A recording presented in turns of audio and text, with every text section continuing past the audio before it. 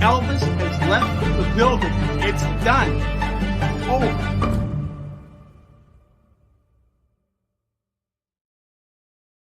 Besides this is obviously going to be, if you want to know what really happened, you need to watch this.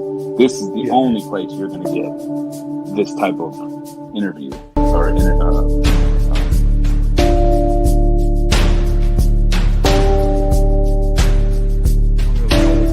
don't really know what this is, but I didn't do it. I'm innocent, Judge.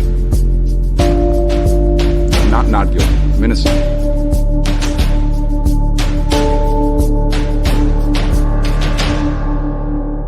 We, the jury, being duly impaneled and sworn, find the defendant Matheau L. Moore not guilty of murder as he stands charged in count 1 of the indictment.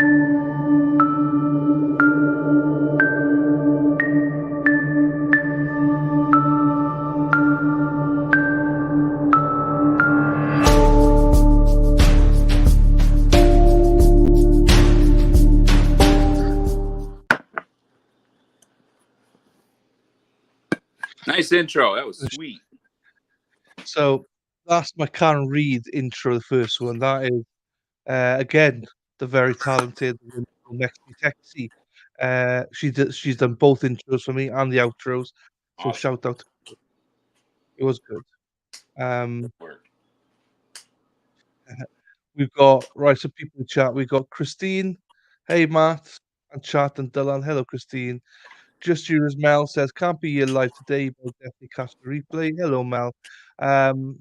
Mel was also, she actually posted today saying she watched the replay of last week today. So hello to you. Hello, my lovely Josie. My darling Josie's here. Well, hello, everyone. Welcome in. Please hit the like, make sure you subscribe and enjoy the show. Thank you, Josie. What is this? So you must have missed it. Josie, that is my Karen Reid intro the Mexi made. I put it up on yesterday. I got copyrighted, but we won the copyright, so it's fine. But yeah, that's the new. I'm not gonna play it every time, but obviously Matt's intro is the second intro. However, I wanted to show it to people that may not have seen it before. So, and all credit to Mexi. A new intro, yeah. Hello, Sherry. So Sherry, for everyone who doesn't know, Sherry is the better half of Jonathan. This is Jonathan's wife.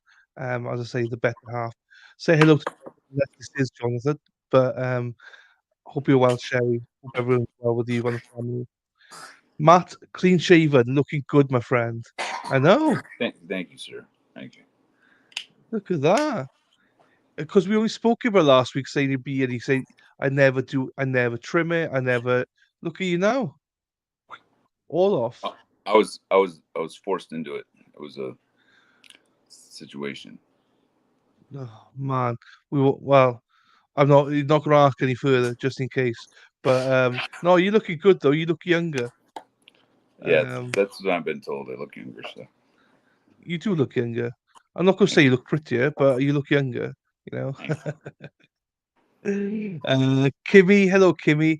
New intro and we don't get advance notice. Well, it is new from yesterday. I've actually played it twice before. But yes, Kimmy, hope you're well as well. Hello, lovelies. Hello, Kimmy. So welcome everybody. And obviously my new background. Hang on, let me remove myself and Martin for a second. This is our background for the Karen Reid trial. It's FKR, free Karen Reid, tick tick boom. That is what that is for. And talking about trouble, here she is. Erin Hack is in the house. How are you doing, Hackster? Hope you're Hey, well. Aaron. So, yeah. So another week, another more stream. How are we feeling about it? Good. How long? Is it day 5, right? So there's only 2 more days to go, and then the verdict, right? Is it? I don't know. You tell me. I don't know. I'm I learning think as I go along. then the next part's going to be the experts, which is you're gonna. Fine. I'm gonna let it just let it go. I mean, you're just gonna have to watch and pay attention because Mhm. there's a lot of That's fine. esoteric You know the information. score. Yeah, you know the score. Jump in when you need to jump in, but otherwise we play it. Now I'm going to play at 1.25 because I think that's fine to play it at that speed.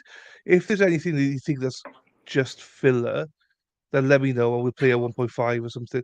People are here to hear about you and watch Diane as well. So you know, with Diane, I'll always take it back down so we can hear her stuff. But with the experts, they're going to be interesting.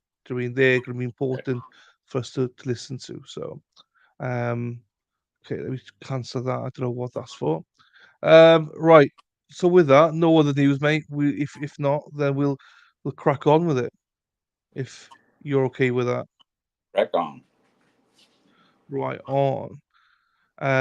Question from Christine to you: are you free for a test run today, Matt? Today, um, tell Christine, of course, sure. She wants to Um, interview me. She's got a pod. She's just a really sweet lady from New Jersey, or, so or I've Long just Island, I forget. I just posted her last interview with you here. So if you want to watch Matt's interview with Christine, then go here. Nice, Um, good. that's a She's link sweet, to sweet yeah, lady. sweet lady from New Jersey, That's right. Christine Fortunato, Italiano. I like Hey, it, forget Italiano. about it. Forget about it, Forget about Christine. So there we are, Christine. He is free and available. So there you go. And obviously, Christine, that's her channel and also her interview with Matt. So if you've not subscribed, please go and subscribe as well. Christine did a great job with Matt on that interview, and they're going to do another one. You did a nice job in the interview with Matt, Christine. Yes, Christine, and with Tucker. I've not watched the Tucker one yet, but well done on your interviews with Matt. So here we go. Let's add the stage. Jeez, you look a bit. If you cut your hair, do you know what I mean? This is clean shaven Matt. So it. It's your number 5 right, again, or whatever it was. right. Let's go then. Let's go. We'll see what happens here. I'm forward a bit.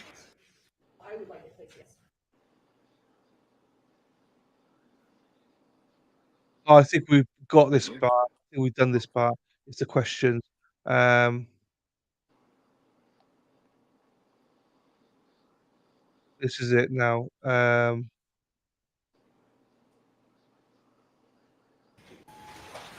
We're on the record outside the presence of the jury. All parties, including the defendant, are present. I believe someone wanted to make a record. Yes, Your Honor, thank you.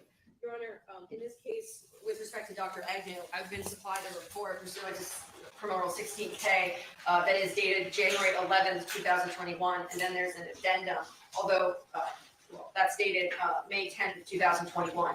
I would just proactively object, Your Honor, to any testimony with respect to further observations or testing or conclusions that she's made since authoring her report. Not only do I not have notice with respect to any report as to that additional work or photographs that have been taken, but I met with Dr. Agnew on August 5th, 2022, so earlier this month in person. And I interviewed her for over an hour. And at that point in time, she had told me that she had not looked at the bones again since performing her work. It now appears, based on what we know from just a bit earlier, that she has taken some subsequent photos and or viewed the bones again. I would object to any testimony as to what she has recently done, as I have not been put on any notice, been given a report, and certainly have not been able to discuss that information with my expert, and it doesn't comply with 16K. I just wanted to put that on the record as my objection before we begin. Judge Feeney, just for the record, none of what Dr. Agnew did recently had any impact on her written report, her findings, her opinion in this case. What she said is that she took some additional photos as a way that she was trying to be able to more easily explain some of the things that she's talking about.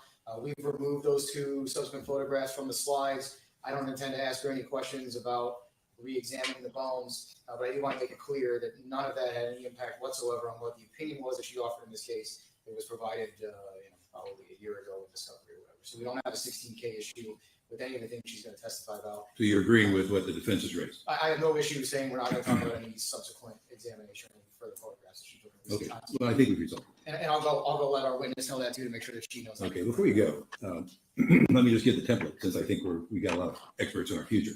As an expert testifies, I want the proponent of that party to have the 16K report handy. If the other side says that individual is saying something that wasn't in that report, we'll have a sidebar.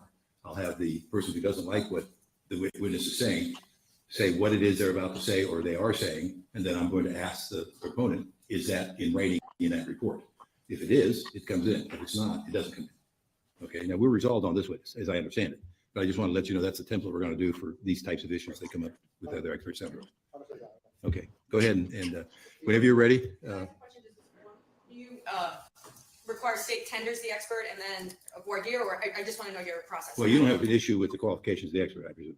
No, because I can address that in Well, I don't know what the reports say. So, however, using this example, since you're the not the proponent of the expert, and you anticipate that something's about to be said, you can make your objection. Okay. Does that work for you? It does. I Okay. just want to know your procedure. Yeah, either they say something or they're about to say something. If you want to raise the issue, we can do that. It'll be a short sidebar. I mean, in light of what the template is. So, whenever you're ready. You can grab a jury right now. I'll be back in before they get. Okay, that's good.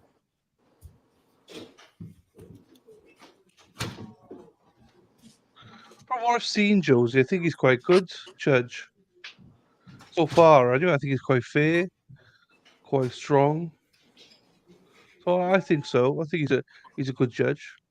Obviously, we're halfway through, but yeah. If the Hackster knows, the Hackster knows.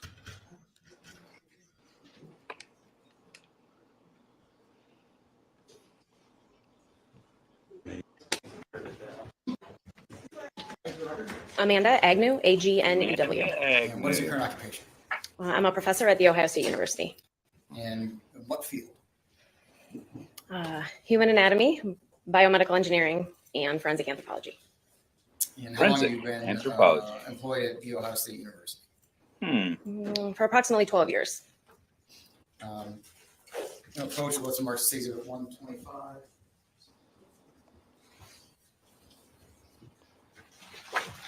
I hand you what's been marked as stays at 125. Take a moment to look that over. Do you recognize that document? I do. And generally speaking, what is it? It's my professional CV or resume. And So I'm playing this at 1.25. I hope everyone thinks that's fine because, I mean, come on.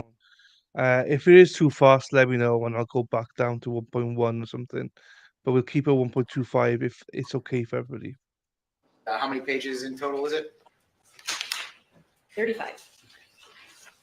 35. Eight. Here, some of that's about portion stays at 125 here.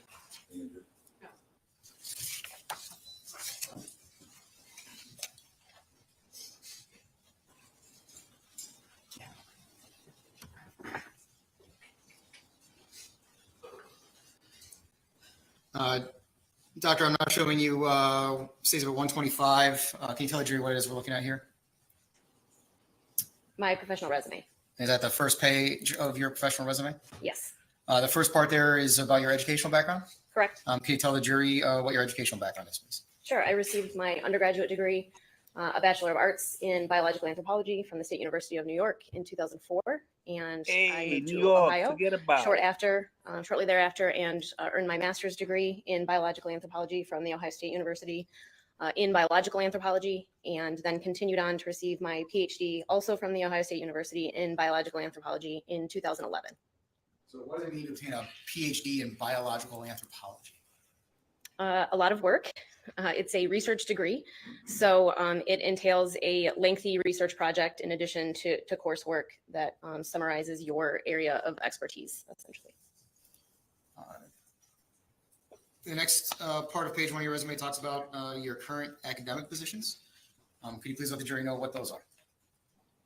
My primary appointment is of professor in the School of Health and Rehabilitation Sciences in the College of Medicine, where I teach anatomy and I conduct biological anthropology research. And I also have adjunct appointments in both the Department of Biomedical Engineering to focus on bone biomechanics, as well as the Department of Anthropology to focus on forensic anthropology and archaeology as well. And at the bottom there is the director of the Skeletal Biology Research Laboratory. Can you tell us what that is? That is my personal laboratory that I run inside the auspices of the Injury Biomechanics Research Center, where I train students of all levels, as well as postdoctoral researchers on skeletal biology. Continuing on from page 1 and then page 2, there are a number of other things listed as past jobs that you've held at Ohio State. Could you just generally walk through what those were? Yes, these were essentially all stepping stones to my current position, and at different ranks, starting from assistant professor to associate professor to then the highest rank of professor, where I am currently, which is just termed professor. You mentioned also that you conducted research. Yes, that's a large portion of my job. Can you give the jury some examples of the types of things that you've been involved in research-wise? Yes, from a research standpoint, the majority of my time is spent researching bone biomechanics and how and why bones fracture in different scenarios. And obviously, we're not going to go through everything, but are those your research activities also listed on your resume? Yes, both under the research experience and funding, but also in publications and presentations as well throughout the document. Any idea roughly the number of different research projects you've been involved in? I can't recall off the top of my head. It's been many. Fair to say it's many pages of your resume that contains that information. Yes, my job is 90% research. Have you also been published as an author? Yes. And can you, let me put up, I'm showing you page 7 of your resume. Can you tell the jury what it is that we're looking at here? Yes, this is the beginning of a list of 72 peer-reviewed journal publications that I have completed over the course of my career in various journals. And again, these are all peer-reviewed. That means that they are submitted to the editorial board of the journal and then reviewed by scientific experts in the field, typically 2 to 3 reviewers. And they provide feedback, and ultimately it ends in publication if it's successful. And you said there's 72 different times you've been published in peer-reviewed journals? Approximately. Obviously, not going to go through all 72 of those. But can you tell us the types of things in which you've written articles that have been published? Yes, again, the majority has been related to bone fractures and biomechanics in various situations.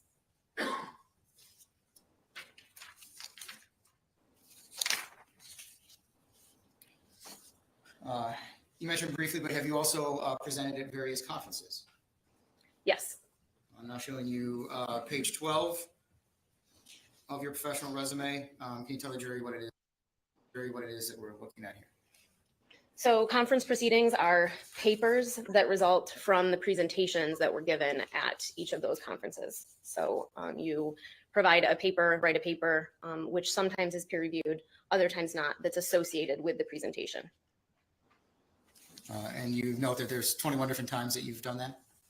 Yes. Continue to page 14 of your resume. Can you tell us generally what information is listed here? Yes, these are additional publications, including chapters in books, textbooks, or informational books for experts in the field, as well as reviews of other people's books. And the bottom is the beginning of some technical reports that were done for various projects as well. And again, generally speaking, what topics have those covered?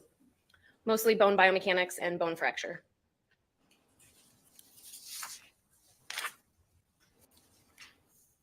Page 15 of your resume includes something called published abstracts. Can you tell us generally what it is that we're looking at there? Yes, to be invited to give a presentation at a scientific conference, you have to generally submit an abstract where your content is reviewed by your peers, and then they select your research to be presented at the conference. So when these abstracts are then selected from all of the abstracts that have been submitted and essentially allowed to be presented at the conference, the abstract is then published, also associated with the presentation. And again, you've listed here that you have 109 different published abstracts. Yes. Without going through all of those, can you tell us again generally what types of topics those abstracts have been? Mostly bone biomechanics and skeletal biology related topics.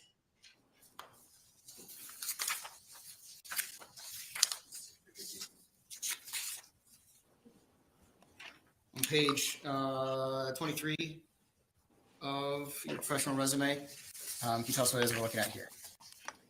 These are presentations that were, for the most part, invited, that are not necessarily associated with a professional scientific meeting, but that are asked for as a content expert at various places. And continuing on to page 24, does it also indicate national and international conferences you've presented at? Yes, these are presentations that are just organized by the audience, whether it's a local audience, a national audience, or in many cases, an international audience.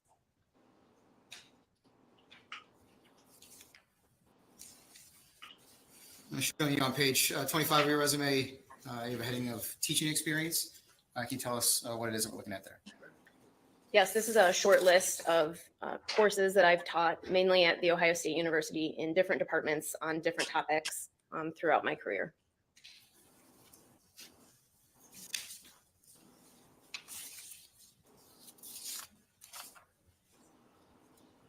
Page 27 of your resume, we have a heading of advising and mentorship. Can you tell us what it is that we're looking at there? Yes, this part of my resume focuses on my trainees and who I teach my science to and train research to. So it's organized by rank, essentially from visiting scholars through postdoctoral scholars, and then doctoral students, other graduate students, as well as undergraduate students.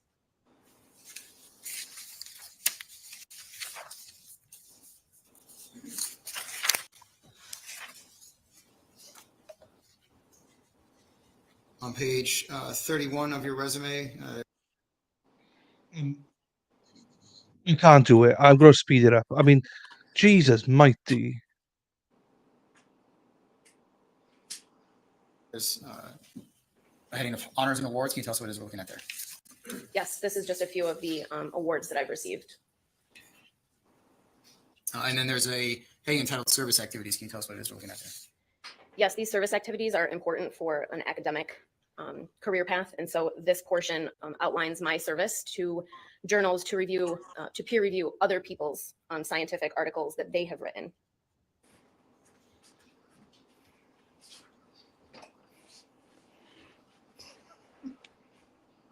On page 35, there's a other professional experience. Can you tell us what it is we're looking at? Yes, this is professional experience that is generally considered outside of the academic requirements. And so there are a number of different topics covered here, from a certification as an injury specialist to a training workshop that I've participated in, as well as my involvement as a forensic anthropologist in casework. We'll come back to that in just a minute, but then there's also at the bottom a list of professional memberships and service. Can you tell us what it is we're looking at there? Yes, professional membership to various groups is important to advance your science and to work with colleagues. So I am a member of numerous different professional societies so that I can collaborate. And that continues as well on the back. Can you tell us what it is we're looking at there? Yes, that is just the continuation. And so they're in reverse chronological order. So those are the earliest memberships that I've had continuous over the years. Is there such a thing as a board certification in anthropology? Forensic anthropology specifically has a board certification. Yes. Can you tell us, have you been board certified as a forensic anthropologist? No. Why not? It's not required to practice in our field. Do you have an idea roughly how many practitioners, what percentage of practitioners are quote unquote board certified? Based on a few recent publications, I think that it's somewhere around 50% of practicing forensic anthropologists are board certified. And so it's not something that Ohio State requires you to hold all the different positions and the things you've done through Ohio State? No. It's a big deal. She's not board certified. You have professional experience. She's not board Explain certified. that. And I didn't hear anything. I haven't gone through this in a while, but I didn't hear anything that she said within her resume that said that she was involved in forensics. But it's all research. She just said that she's not board certified. So she said 90% of her job is research, but no hands-on or anything.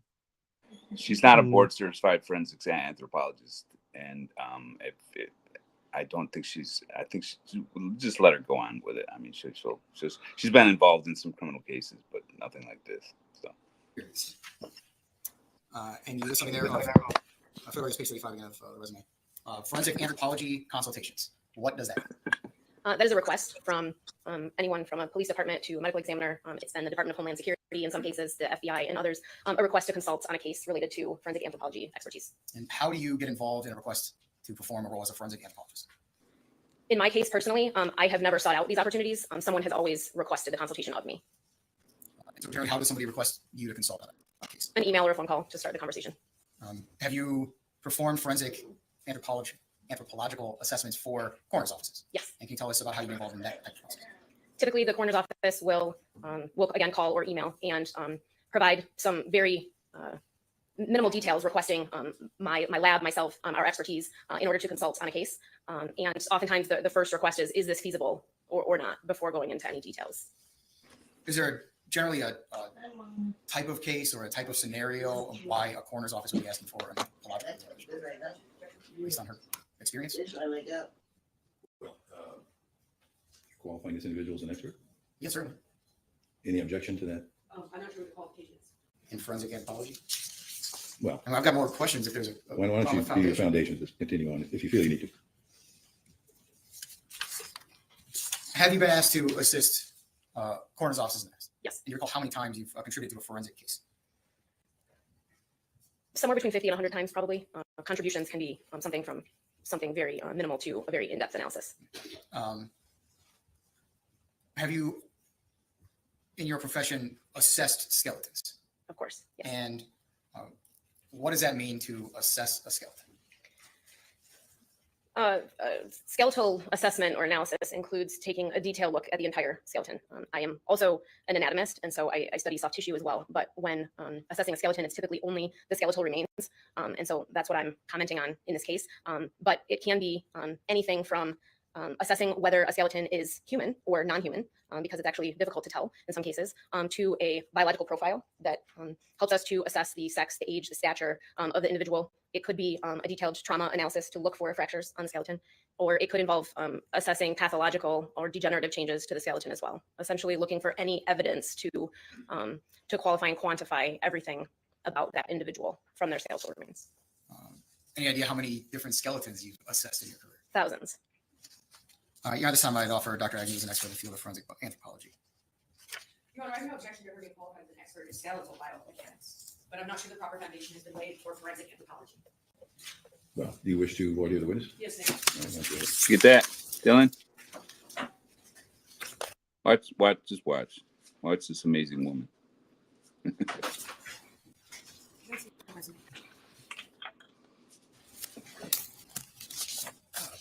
morning. Good morning. We've met before. Yes. I came to your office, I think it was on August 5th of this year. Does that sound right? It was a Friday. I don't recall the date. Okay. Well, within this month, we met each other. Recently. So showing you what's been marked as States Exhibit 25. Menage. 125. I'm sorry. And I'm going to focus on the forensic anthropology part of your testimony. Fair to say, you indicated on direct that you are a professor and you said forensic anthropology, but your resume, this is a current version of your resume, is it not? Correct. So I just want to make sure that in terms of your academic positions right now, you are a professor at the School of Health and Rehab Sciences and the College of Medicine. And your screen is a touch if you'd like to use it as well. Do you see that? Yes. And then it is in the Department of Anthropology. Do you see that? I do. Okay. And then the director of the graduate programs, correct? Correct. And then you have your position in the research laboratory, which is in the Biomechanics Research Center. Correct. And in fact, your work in this case is under the larger umbrella of biomechanics. Is that fair to say? That's fair. Just want to go now to, and those are your current positions as a professor. Is that right? Correct. I want to go to the classes. Give me one moment, Your Honor. This is double-sided.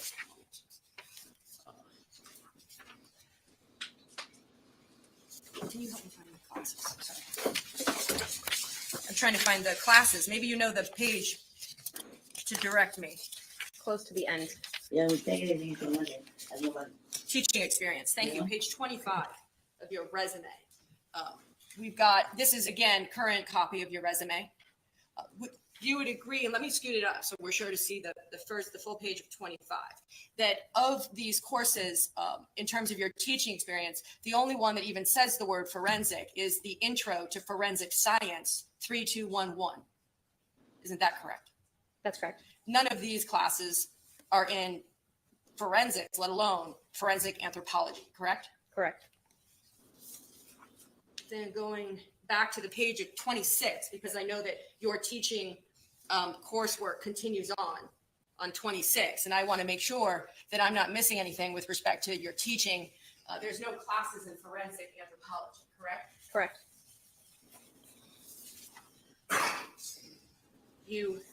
And again, I guess I just top of 27, with respect to where it does appear, is that there was a presentation at a CLE. Would you agree with me on that? Sorry. I'm sorry, at what venue? Yep, let me get the pages right. The double-sided.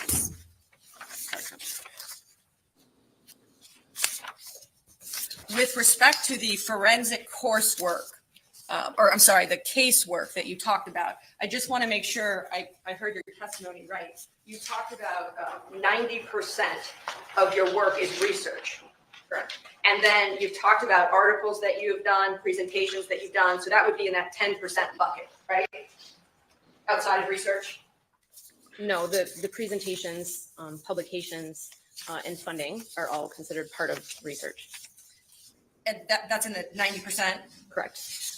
With respect to the questions that you were asked about cases where you've been consulted for forensic work, forensic anthropological services, your testimony was about 50 to 100 times you've made contributions. Does that sound accurate as to what you've testified to? Yes. You remember that when we met, I had asked you if you'd ever worked on a criminal case before. Do you remember that? No. Do you remember that you talked about, you've never worked on a criminal case before, have you? I have. You have. And is that listed in your resume, that case? No. Have you ever been qualified as an expert in forensic anthropology in a court? No. Come on. Have you ever testified as a forensic anthropology in a court before? No. One moment, Your Honor. Nothing further is to this.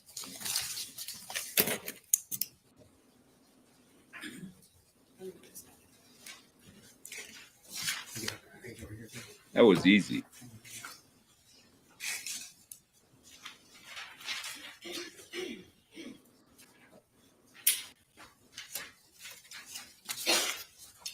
Dr. Agnew, just so we're clear, can you tell us what forensic anthropology means? What is that? Sure. It's a subfield of biological or physical anthropology, dealing with the biology of the human condition, essentially. Forensic simply meaning as a subfield of that it's in a medical legal context. And so when you are performing work as a forensic anthropologist, is it similar to the way that you examine skeletal structures and bones in the other parts of your field? It's not only similar, it's the assessment is almost exactly the same. The only difference is writing a case report that will be submitted.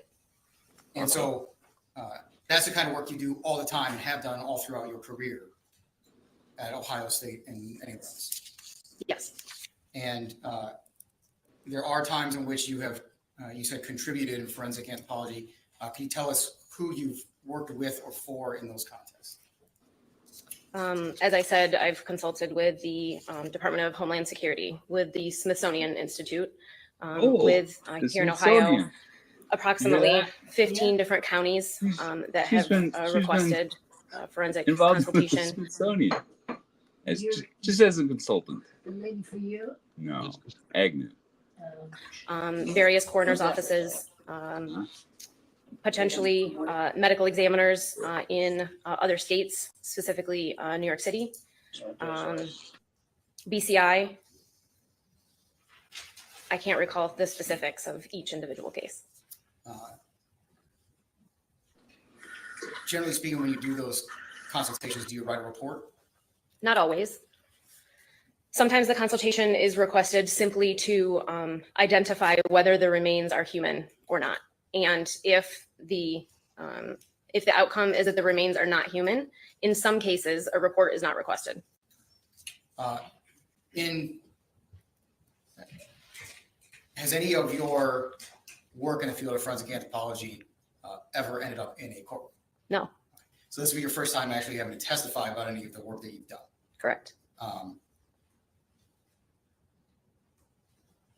so the forensic anthropology work that you did in this case is the same type of thing you've done thousands of times throughout your career examining skeletons. That's correct.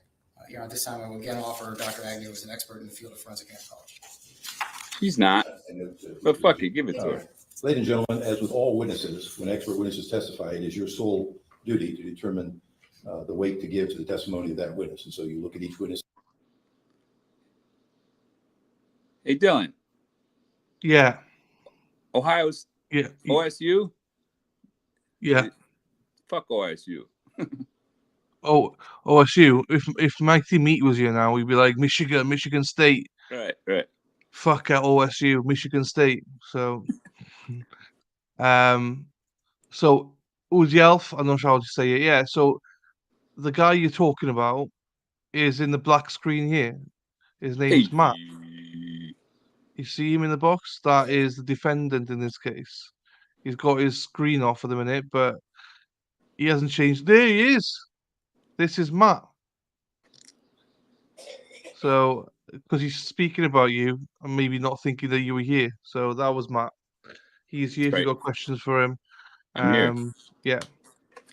So, what have you gotten so far, Dylan, from this lady? I mean, she's not a board certified forensic anthropologist. I think what they do mostly is they'll get bone fragments from sites, all sorts of different reasons, not criminal, obviously, and they figure out whether the bones are human or if they're not human, if they're animal bones. I think that's her main thing that she does. She'll get bones from wherever, and they'll figure out if they're human bones or not.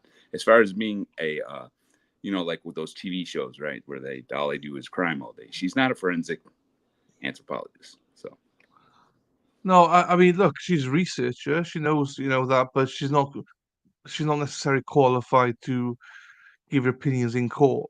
I mean, she can write in a book if she wants. They could have gave her. They could have gave Emily's remains to a board certified forensic anthropologist, but they didn't. They gave it to this lady at OSU for a reason. Because she's a professor at OSU. She's part of it. Yeah, and this is why I think that she should have been, asked to leave. As in, she shouldn't be testifying in what Diane was saying, because as you just said, she's not board certified. So she's literally so bad at what she does is that she analyzed remains and said that there was injuries that weren't there. That's how unqualified she is. And she gets up there and she tells you her resume right now, and everybody is supposed to be impressed.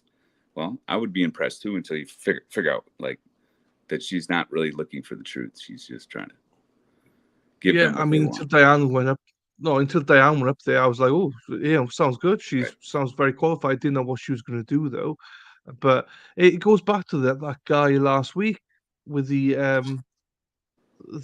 he was the one that went out there and took her down, Emily down and stuff like that. I was like, he's not a medical expert either. I know he was like an investigator, but it just seems backwards to me. I don't understand the whole thing, but I'm not an expert in any of this stuff either, but it seems a little bit shoddy. Do you know what I mean? So we'll see what she's got to say here anyway and see and take it from there. Including expert witnesses accordingly. The court will permit you to proceed forward. Thank you. Dr. Agnew, I'd like to talk about what was asked of you in this case. So did you get involved in examining some remains that were found in the wooded area in Delaware County? It was not known to me where the remains were found. I was asked to assess remains. And who asked you to assess those remains? Dr. Harshberger at Montgomery County, And who is Dr. Harshberger at Montgomery County? the coroner. What specifically were you asked to look at by the Montgomery County coroner? I was asked to assess a biological profile. It was my understanding at the time that the remains were unidentified. So a biological profile was requested to assess sex, age, stature, and population affinity. And additionally, then specifically, I was asked to prepare the remains and analyze them for any trauma present. I want to talk generally before we talk about the specifics of this case, but if you're looking for trauma to bones, first of all, can you explain what trauma is? Sure. Skeletal trauma to the bones in particular is any defect that's present on the bone from an external force. And what do you do to examine a skeleton for signs of trauma?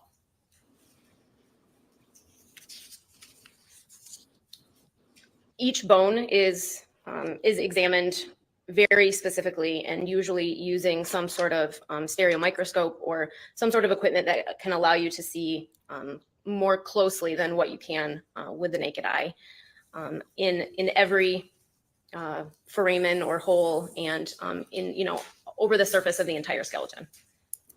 Based on your examination looking for trauma to bones, do you opine on the cause or manner of death? No, never. That's outside of the scope of a forensic anthropologist's role. Why is that? That's generally left to the pathologist. When looking for trauma to a skeleton, do you look for something about timing of trauma? Yes, the interval is usually also assessed. Okay. So generally speaking, can you, actually let me approach this to see what.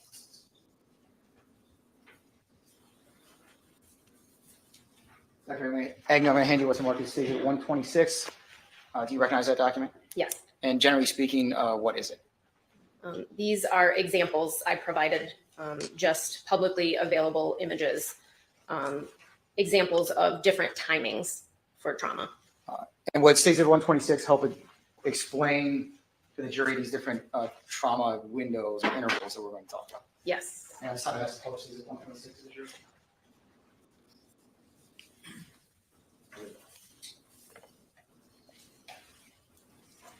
Doctor, I'm going to start at the top left. You've got 3 different words there. Can you tell us what those are? Sure. Mortem simply means death. And so these 3 different prefixes indicate different timings for trauma relative to the time of death. Antemortem referring to a defect that occurred prior to death. Perimortem referring to a defect that occurred around the time of death, and then postmortem referring to damage to the skeleton that would have occurred after death. So let's start with antemortem, and that's in blue. So is the picture of the blue box in the top right corner the one talking about antemortem trauma? Correct. Can you tell us what antemortem trauma looks like or how you determine that something is antemortem? To classify a fracture as antemortem or occurring before death, it has to have evidence of healing.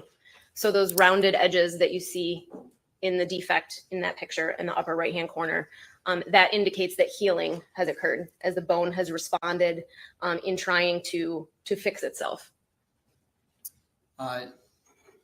Next, we want to talk about perimortem, and that's in red. So is that photo that's outlined in red the perimortem example? Correct. And can you tell us what perimortem trauma looks like? Perimortem simply means that the defect, again, occurred around the time of death, and the characteristics that we would look for in that defect are that when the defect occurred, the bone retained its biomechanical characteristics that it would have in fresh bone. So those characteristics that are indicated here appear as jagged edges and a similar coloration throughout the bone. And you mentioned around the time of death. What does that mean? Around the time of death means that simply there's no healing evident on this perimortem defect. And is that a date or a window of time? It is a window of time. And can you explain for the jury what that means? The window refers to. Matt, what were you eating? Eating candy. They would bring candy, and my lawyers would bring like mints, different, mostly, Okay, mostly so you're mints. trying to fatten you up then, basically. This all skinny man was like trying to fatten him up. Hello, you. Hey, you. Where are you hiding? Hey. I just took us off the screen because of the presentation, but we're back now. We are back now. But welcome you. Nice to see you. Okay. I always wondered that what you were eating. That's all. Okay. Yeah, they were fine. like Altoids or some sort of. I mean, you're in jail. It's your hygiene kind of slips a little because you're in jail. So when I wasn't wearing cologne. I didn't shower. I mean, before I came to court every day. That's not the kind of thing that goes on in jail. So you didn't even shower before going every day? Jesus Christ. I didn't know that. They make things as difficult as possible in jail for you. It's just if they could do it to make it more difficult for you, that's what they did. That's what jail is. Jail's there to break you, So there's nothing there to help in any way, shape, or form. So all the things go ahead. I would have thought that it's your trial. I thought that they would have let you shower, at least, No. every day before that. No, absolutely not. No. And you don't eat. Hell. I mean, no. Hey, that girl next to you must be holding her fucking nose then. You must be stinking. So hey, girl. you mind bringing me in some Altoids so when I breathe on you, you can handle all this mess. Yeah, so they were like, yeah, not a word. Hey, here's 10 boxes. Just eat like fuck because you stink. Basically, you got what it. she's saying. Yeah, her name was Allie too, and she was a excellent lawyer. I forget what her name was. You've told us numerous times, but I forgot. Right. Okay. Let's go back to it. Again, when the bone is in its biomechanically fresh condition. So that could be days before death, if no healing has occurred, or days or months after death. Days or months. When you say the bone it's biomechanical, I lost the last. Can you explain that phrase to the jury, please? What are you talking about?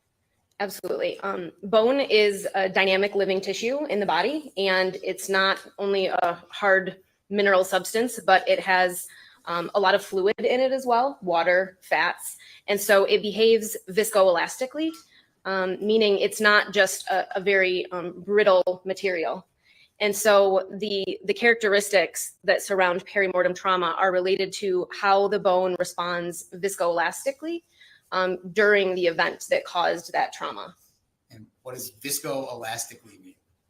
Viscoelastic is a mechanical term referring to the bone's dependence on how fast it's loaded, which is again related to the fluid that's inside the bone. Let's talk about postmortem, and then maybe we can explain the difference. So what postmortem you have here in green is that picture that's down in the bottom right corner, outlined in green, an example of a postmortem injury?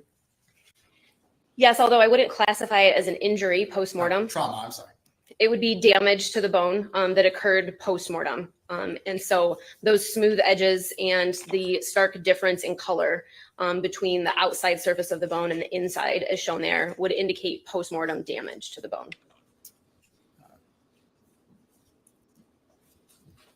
Let me ask you, this is a good way to understand this. If I go and I try to break a branch of a living tree. Mighty Meat, how we doing, fella? What's up, buddy? Hey, Meat, I didn't see you there. You snuck in, bud. Yeah, I tried to golf and it was a little wet, so I decided to come back and jump on and spend some time with you folks. Nice, thanks, bro. Happy days. we're glad you're here because I'm glad you're here because you're going to be distracted by chat because I got hamburger going. The Bo Nix is going number 4 or number 5 in the draft. So you might get distracted in chat as well with hamburger being here. So I'm sure he'll go in the first Hey. 3 rounds, maybe. Maybe first 7 rounds. Right. Yeah. We'll so yeah, keep an eye out on chat. Dave is happy that you're here, no doubt, to discuss that. But we'll listen to this as well. And see what goes. Dr. Hines will be joining us in a little bit as well. So we'll have a foursome before then. But yeah, okay, let's get back to it. Does that break in a different way than if I take a dried out stick and I snap that rather than pulling something off a living tree?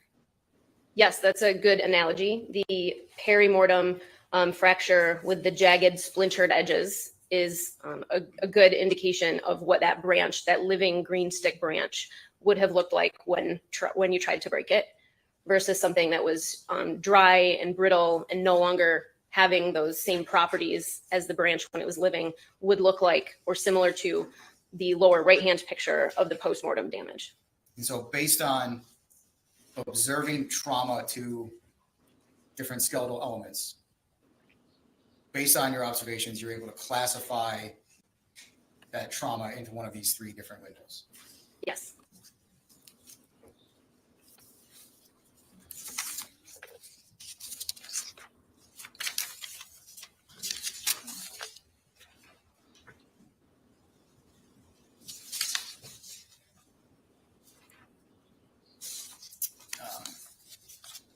Dr. Agnew, can you tell us how you received the remains in this particular case? The remains were received in a body bag. And do you know where the remains came from? A funeral home driver, if I recall, transported them from Montgomery County. So you received them after they had already been to Montgomery County? Yes.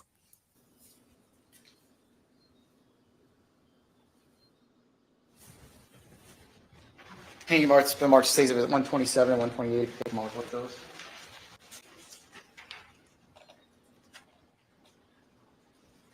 Do you recognize those documents? Yes. And generally speaking, can you tell the jury what they are? Photos that were taken upon simply unzipping the body bag to see the remains in situ when they arrived at my lab. And what does in situ mean?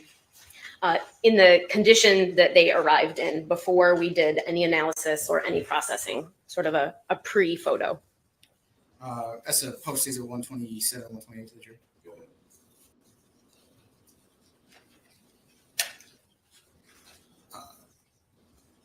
Showing you what's on stays at 127, can you tell us what's reflected here? The tag that was accompanying the body bag. And did it indicate tentative on that tag? Yes. And then stays exhibit 128. Can you tell us what it is we're looking at? Again, these are the remains as they were when we unzipped the body bag.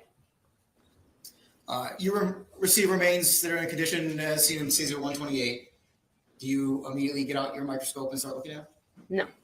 So what has to happen with the remains before you can begin your assessment? First, we'll take pictures such as these and assess what we can visually without any processing. And then as a forensic anthropologist, the goal is to isolate the skeletal remains so that they can be assessed and examined in detail. So in order to isolate the bones, there's a process of processing, essentially to remove all of the soft tissue so that only the bones are left. Generally speaking, can you describe what that process is? There's numerous processes that can be undertaken to do that. In this case, we used maceration. And what does that mean? That means simply that we put the remains in this case, a room temperature water bath to soften up all of the soft tissue that had become mummified so it could be removed from the bones.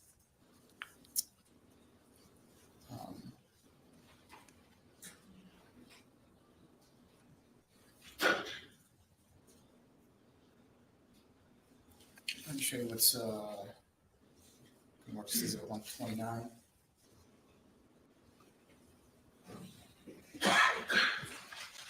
Hey, you want to March is at 129? Take a moment to look at that.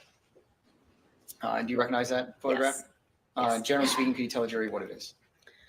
This is the skeleton after all of the soft tissue has been removed, laid out in general anatomical position. At the top, as opposed to 129.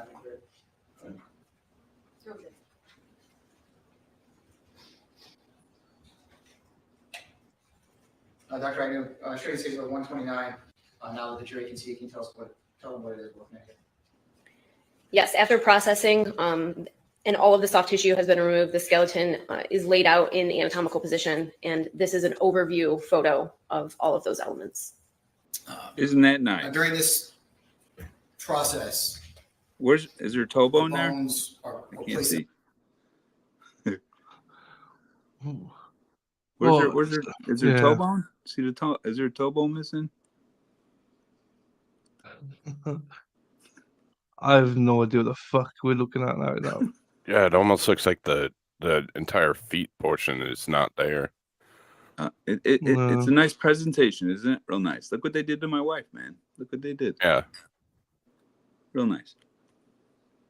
Yeah, Jesus. you know, they after everything was over, I got a call from my lawyer, and they're like, you got to come pick up your wife's remains. And I'm like, well, she wanted to donate her remains to science. This is OSU. And they're like, no, we don't want them. I'm like, well, what do you mean you don't want them? I mean, it's your responsibility to come and get your wife's remains, which to me was just the most insulting thing I thought at that point, you know? So I was just like, what do I get? Do I get the toe bone? Where's her tooth? What about the flesh that you carved off her bones? Because they rehydrated her, right? That's what she means by what they did, is they rehydrate the bone and then they scrape off the. I mean, do I get all that back too? So, you know what I mean? So they didn't care. Once they were done with Emily, once they did all this, they bleached her bones, they spread her out on a nice table and took pictures and made it all so creepy, right? For what? Yeah. It's just a show. I'm telling you, people, this is a fucking show. Mm-hmm. So, Man. yeah, no, Wow. OSU, just to let all her friends and all her family know who are so, like, they're in awe of OSU. OSU didn't want Emily because when they got done doing this to her, they didn't need her anymore. So,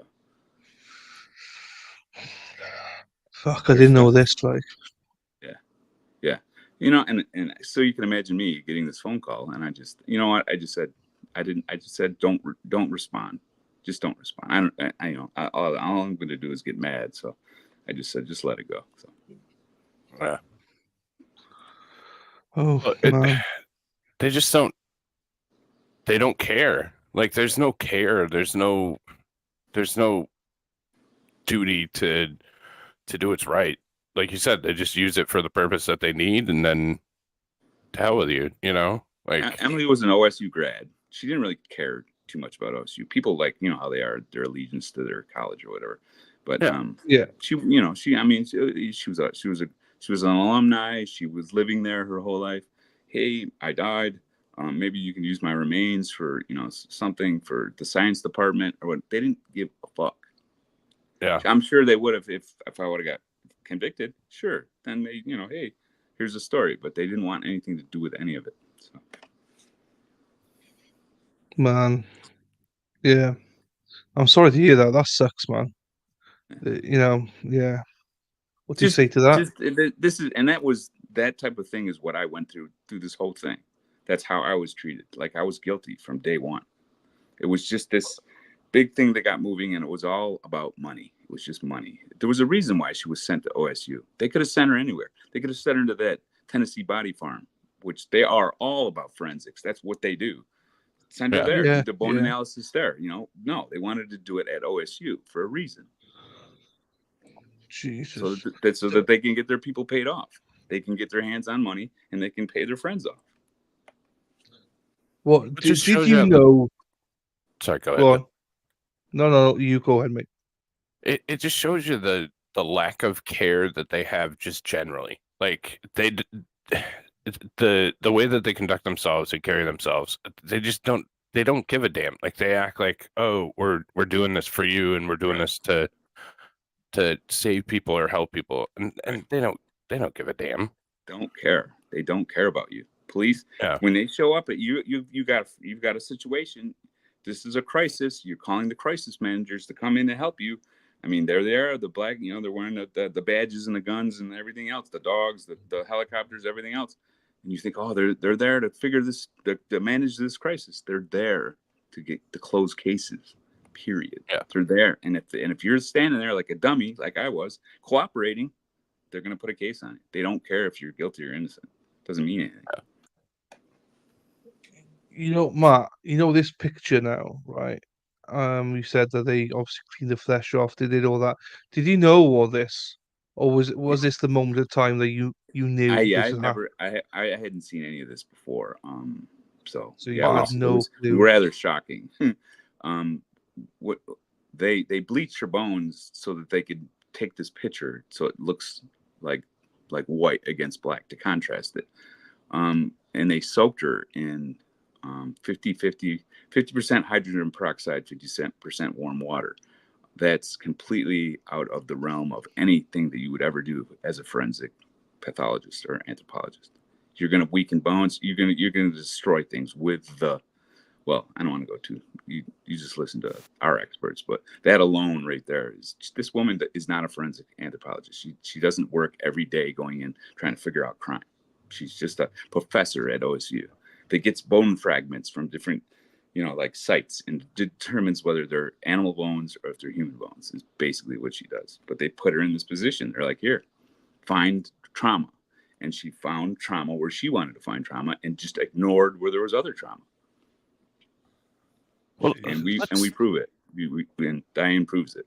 So let's take it from the other perspective. So they're treating you like this, and it's always just been crazy to me that they treat somebody like they're saying that you're a terrible person because you murdered your wife. Okay, so but they can be equally as terrible, if not more terrible, by dropping stuff on this, like stuff like this on you, like just dropping this picture, or just dropping the fact that they, like, what they did was, look what they did to my wife's anybody. remains. Look what they did to Right. it. Look at. Right. I mean, are you kidding me? I'm sitting there. This is a nightmare, right? This can't be real. There's no way. Who gave them permission to do this? Oh, we decided that there was a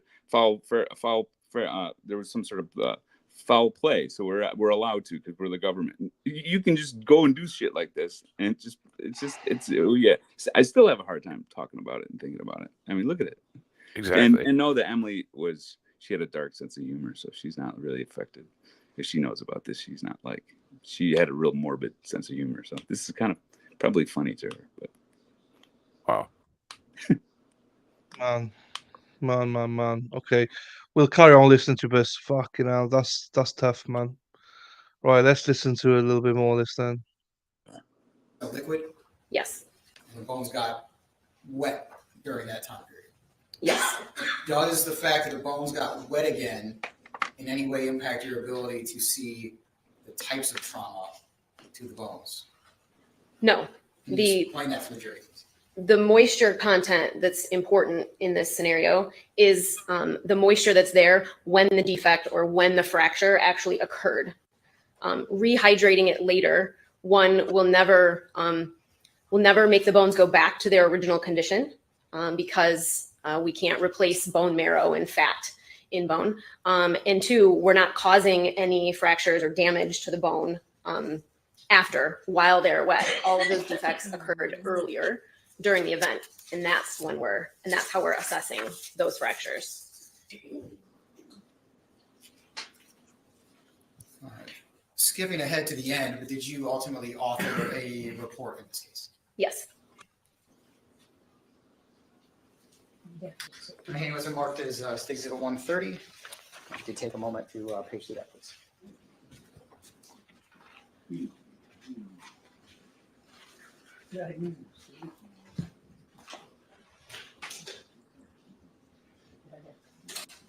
Do you recognize Exhibit 130? I do. And generally speaking, what is it? It's the forensic anthropology report for this case. And you were the primary author of that report? Yes. All right, this time I'd ask to publish the Exhibit 130 to the jury.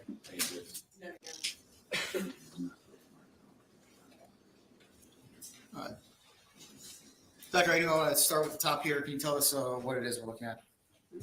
Yes, this is the beginning of the forensic anthropology report. Does it indicate that you were requested that the remains undergo a forensic anthropological analysis, including a biological profile and skeletal trauma analysis? Yes. And is that what you conducted in this case? Yes. The next section of the report indicates a description of remains. Can you tell us generally what's contained in that section of the report?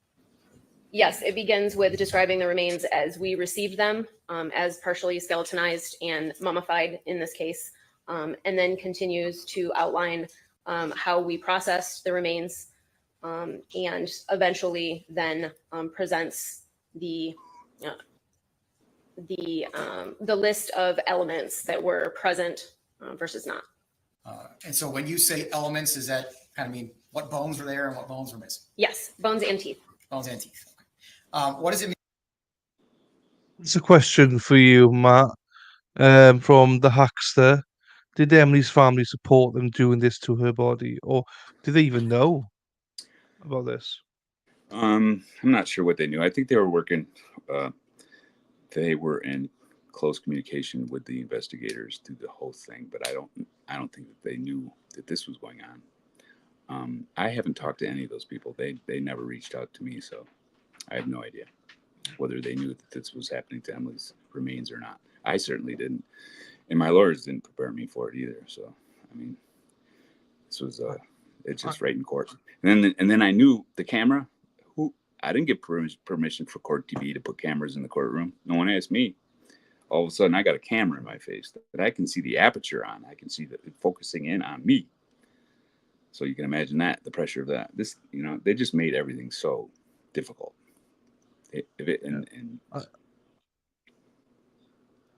Well, a question I've asked you this before, and I know the answer, I think, but were Emily's family even in court? Yeah, at times. There are only two close family members that she had left: her brother and her sister. And her sister, they weren't there for the whole thing. Neither of them were. They had whatever. I looked over there a few times. Yeah, she had friends that were adamant that I was guilty, that were there pretty much every time, every day. But her family, no. Her sister and her brother. I'll just tell you this: her brother wasn't there every day. I can tell you that. He didn't feel very comfortable. If you know what I mean. Yeah. No, I know what you mean. Read the book, people. Read the book. Read the book. Right, counterpoint for you though. As Josie says, thank God basically for cameras are in court. So in the moment, yes, it's horrible for you, but without them, we wouldn't see corruption. So without the cameras, though, like right, we wouldn't be. I agree 100%, Josie. Absolutely. Yep. They should be there. It's horrible All in the government moment. shit should be Horrible in the there. moment. But they didn't just know that. I agree. I mean, Court TV's commercial. I mean, they made money off of my family's tragedy. That's what they do. They're vultures. Yeah. That's all they're. Court TV. They're not journalism. It's fucking nonsense. They don't tell the truth. They don't. That's not what they're there for, to figure out what's going on. They live off of people's. I don't. Court TV's okay, but it's just that there was no permission. They still use it. They'll use whatever they have on tape that I get a check in the mail from Court TV. So. You don't get a check, you mean? Yeah, I didn't get. They didn't. I mean, they're making out on my story monetarily, right? They make money off of it. There was the cameras. Yeah. I mean, whose permission was given to them? I'm the guy that you would. It's my wife, right? Should I get something? No, there's nothing there. But Josie's right. Everything. I think all things government should be recorded. Everything. Yeah. Everything should be transparent. Unless it's like some sort of national security or whatever, But everything else should be recorded. Absolutely. So it would be it's down to the judge judge's discretion whether they film or not. And it normally happens they've got a pool camera, and everyone can apply then to the pool camera. And normally, Court TV is the pool camera that they use then, and all the other networks then tap off that then. From there is how it usually works, basically. I think So, yeah, that that's what, the what judge. the mania behind my case, they just didn't realize how boring it was going to be because there was nothing there. I mean, if I was guilty of this crazy crime, that I was able to figure out how to make it the way it was so that I didn't get arrested for a year. That's what they all thought was going to happen, but it didn't. It wasn't. That's because it wasn't true, right? So there's Court TV with this really boring story. But in the beginning, I mean, it was all over TV. I mean, my friends, my family, they tell me I couldn't believe it. I was in jail, and they're like, yeah, it's going to be on Court TV, the whole trial. I'm just like, no one told me that. Huh. Yeah. So it The was judge would have shocking. made that ruling. Yeah. It would have been on Law and Crime. So we're watching it. We're not watching on Court TV. We're watching on Law and Crime. So it would have been Court TV, Law and Crime. Ohio stations would have had it, and obviously And Sean was streaming it as well, tapped from somebody. yeah, So Sean, yeah, sure, there was people streaming it. Sure.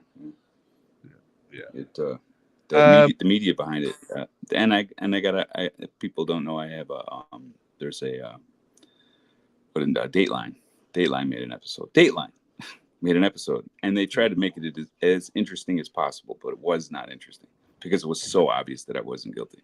It was so obvious that the police fucked up, and what's Dateline going to do? They're just going to try to, they can't come right out and say, hey, the cops fucked up here. So because that's not interesting, so they try to make it as interesting as possible. But it's the boringest Dateline ever. It's ridiculous. I doubt they'll ever show it again. Okay. But you got to also remember, like, if we were watching this live, I can guarantee you, we would probably be sitting and go, right, okay, but where's the evidence? So it is still exciting because it's like, yeah, but we've not seen anything yet. Where is it? We got You're plenty of trials waiting. like that. Trust me, that's where I was, Dylan. I was like at the edge of my seat the entire 100%. they're part of the trial because I was like, they have to have something, right? There must be some sort of evidence. I'm waiting. Well, expert after expert and witness after witness. I'm like, and then once they said that the prosecution rested, I was just like, that's it. That's what I'm going. That's why I went through this, because of what you just presented at trial. I was so mad. Oh my God. I was just like, you have to be kidding me. And it was 7 days, wasn't it? So it wasn't overkill of a trial either, was it? Yeah, it As in, wasn't terrible as far as length. I mean, it was a little longer than it needed to be, obviously, since there wasn't shit there. But yeah, it wasn't bad. This is a question for you guys. Trials. I mean, some trials last months, like 8 weeks. Yeah. What makes a trial? I mean, there was more discovery in my case than, let's say, that Murdoch guy, right? My trial was only 8 days. Why are some trials so long and other trials aren't? I mean, what determines how long a trial is going to be? I'm asking this rhetorically, by the way, but go ahead. Give me your views on that. Why is one trial like that? The Murdoch guy, the lawyer from down south that killed his family, that allegedly killed his wife and his kid. His trial was 28 days, and I had way more evidence I had more discovery than he did. What made his case go on so long in my case? The Murdoch trial was a little bit different because it came in with financial crimes as well. That went over 3 weeks just on a trial within a trial, if that makes sense. Right. Okay. Well, if you go with the Carragher trial we've just done, that was 60 days, 4.5 months, 60 odd days of waiting to see the state of not really putting anything. So basically, they'd stretch it. And Chris says it right here. People put witnesses on, people put experts on. They throw like the buffers and stuff like that. If you haven't got much of a case, you put lots of people on, just to stretch it out a lot, to make it look like it's bigger than what it is. In a lot of ways, in my experience, anyway. The best ones are the quick, sharp ones, but a lot of it is, let's just drag it out. Let's put fillers in there. Let's make it, smoke screens in some ways. If that makes sense. It's a spectacle. It's a show. It's Show, how much can we, How much can we put up that has no relevance to what the hell we're talking about at all? Well, Right. it might be you watched the Corrigan trial. That could have been done in probably a week, if you think about Oh, it. easy a week. You know, Yep. yeah. Well, before I forget, here he is, Mr. Condiments. Hey, Dr. Hines in the house. How you do, fella? You all right? Fine. what's up, Doc? Hey guys, how you doing? Nice to see you guys I again. love that. It's been a while. What's up, Doc? It's been a week. Yeah. I should actually dress up like a bunny Yeah. one day and just and just do that. Yeah, I know. Oh God. But yeah, nice to see you, buddy. We Nice got to you about an too. hour to go. Yeah, we've got about an hour to go here. We've done just over an hour and a quarter. We're gonna try and stop in about an hour's time. But it's been quite interesting. Not interesting, but we've learned a lot about some things I'm disgusted with what they did to Emily and her remains and stuff. And it's we'll we'll go on a little bit further to see how Diane hopefully crosses this person to see how she does under cross examination. So Right. let's have a look. Being for something to be mummified and partially skeletonized. That means that a lot of the moisture that's in the body has not been retained. And so it takes on a similar texture to, a very, very dried leather, essentially. And that was the condition of the remains that you received in this case. Yes. Now showing you page 2 of the report. Can you tell us what it is that we're looking at here? Yes, this is a diagram showing the. So just for Dr. Hines, so you see the skeleton on the left-hand side. Yeah. Oops. Inventory. That is Emily, basically. And that's just a drawing there. So yeah, they I won't go into it, but basically that's Emily. Okay. Gotcha. Of bones that were present versus the overview photo that we saw before.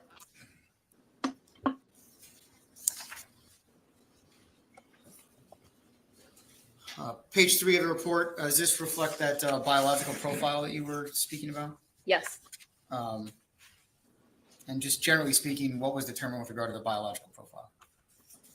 That the remains represented a middle adult female of European ancestry.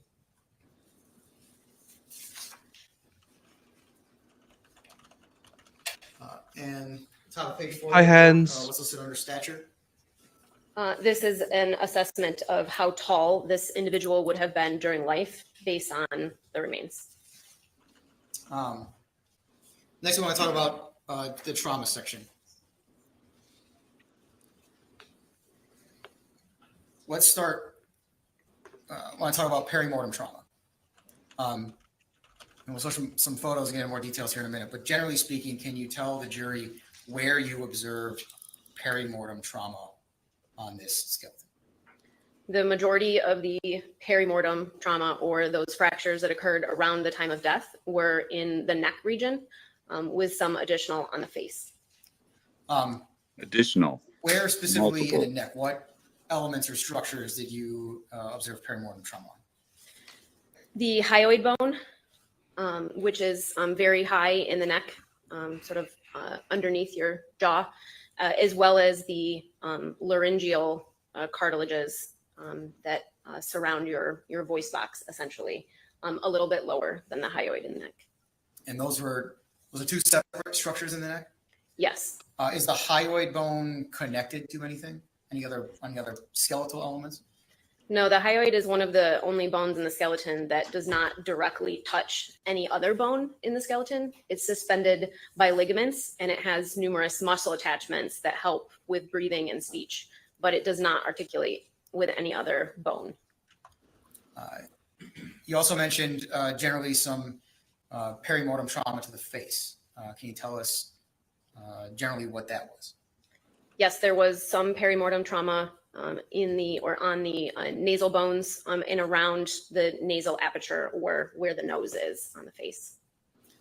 What did you do to examine these bones and determine whether the trauma you were seeing was perimortem or something else? We used a stereo microscope that allowed us to essentially zoom in like with a magnifying glass, to look at the features of the fracture very, very specifically, because these are such small structures. And can you tell us what a stereoscope microscope is? Can you describe that for the jury? It's essentially a fancy magnifying glass. And does that allow you to see things that you may not be able to see with the naked eye? Yes. During your assessment of skeletal trauma, do you also attempt to take photographs or document your findings? Yes, of course. And is it always possible to see as well in photographs what you can see when looking through a stereoscope? No, of course not. Photographs are two-dimensional in nature. So what I can see with my eye, the naked eye, or through the stereo microscope would be three-dimensional and allow me to move the bones to see them from all different angles with different lights. Something that cannot be depicted as well on a two-dimensional photo.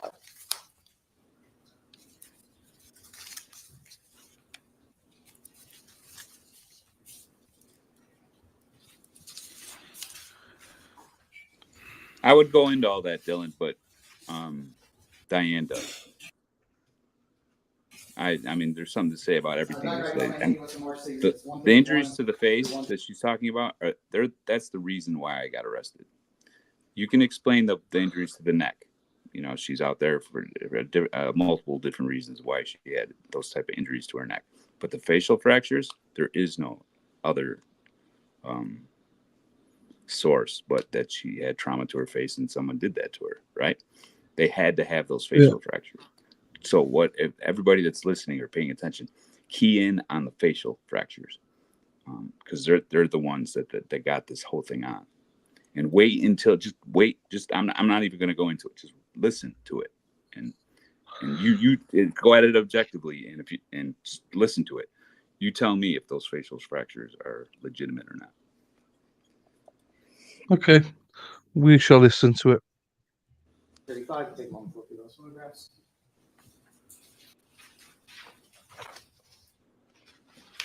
This woman's a hack. Dr. Agnew, do you recognize those photographs? Yes. Generally speaking, what are they depictions of? The hyoid bone. Now, this time it has to publish these at 131 and 135. Objection. Dr. Agnew, I'm now showing you what's from our exhibit 131. Can you tell the jury what it is that we're looking at here? This is a superior view of the hyoid bone, or if you were looking at it from above and looking down on it, how it sits in the body. And how many fractures are present here in the hyoid bone? 2. And you can draw on the screen, if you could. Can you draw where those fractures are present?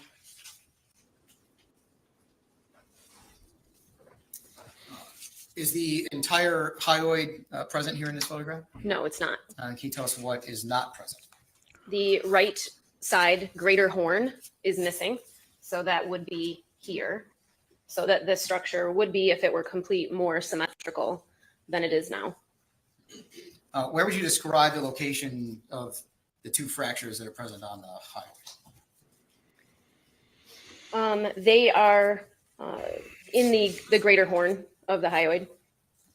And the greater horn being the lack of a better term, the pieces that are sticking off the end. This area. As in not in the center or in the middle, but they're on the sides. Correct. Show you states it at 132. Can you tell the jury what it is that we're looking at here?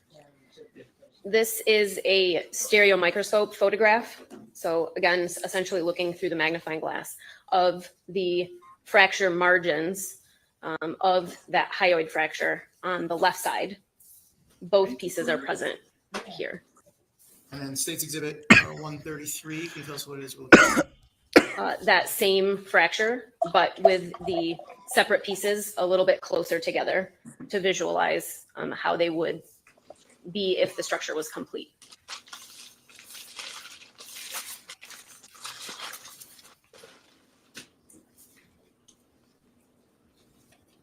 Now showing you State's Exhibit 134. Can you tell the jury what we're looking at here?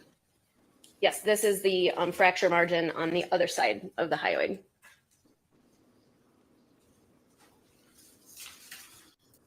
And then finally, Doctor, I'm showing you exhibit 135. Can you tell the jury what it is that we're looking at? This is, again, the same overview picture of the whole hyoid that was present in the middle, with the arrows indicating the close-up of those fracture surfaces for each side of the hyoid.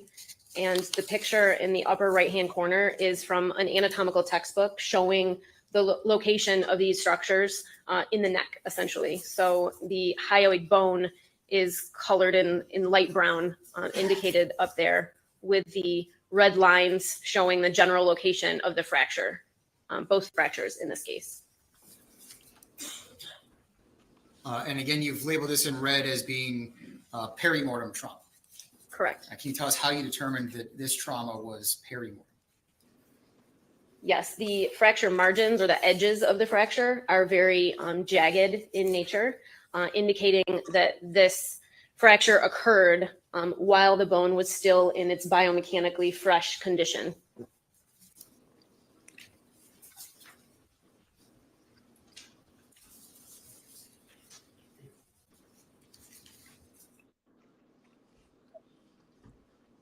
Right now, I'm going to hand you things at 136 and 138. Take them put those over.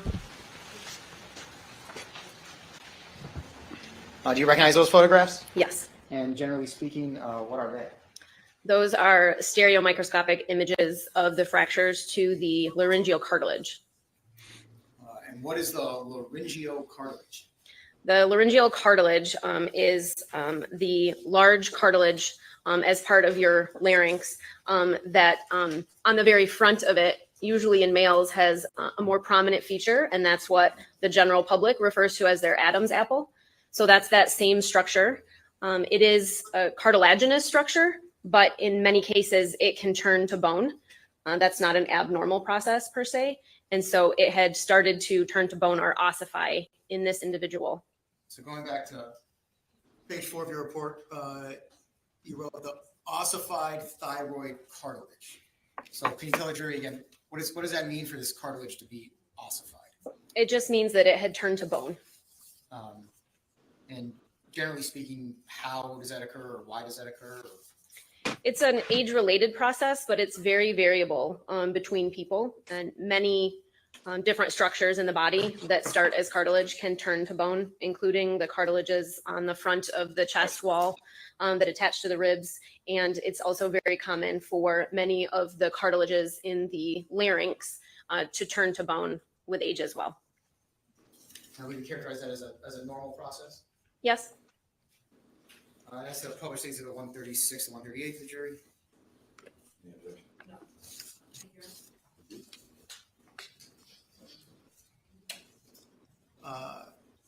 Dr. Agnew, I'm showing you what's marked exhibit 136. Tell the jury what it is that we're looking at here.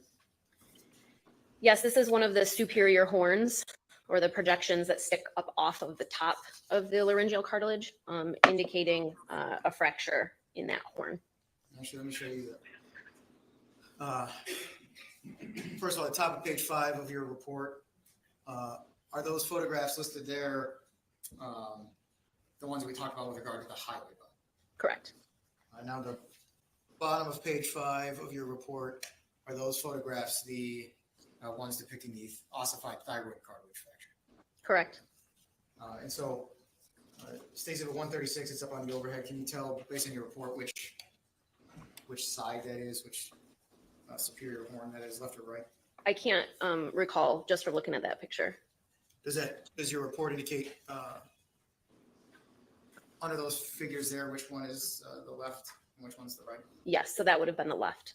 States at 136 is the left greater horn of the thyroid cartilage.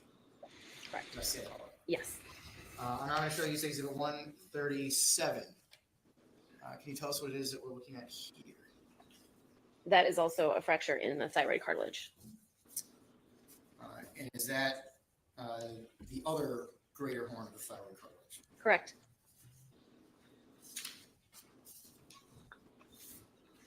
I'm going to show you what's marked states at 138. And you tell the jury what it is that we're looking at. Yes, this is those same photographs indicated on the screen, but in the context of the same anatomical depiction in the right upper hand corner showing the thyroid cartilage, which is that big structure in the middle, again with the red lines indicating the location of those fractures. And so with regard to the thyroid cartilage, how many fractures are present here? 2. I'm going back showing you exhibit 135. In total, based on your examination of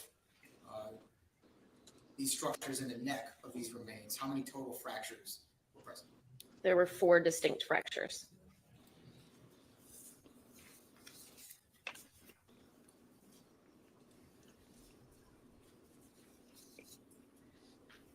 Dr. Agnew, you also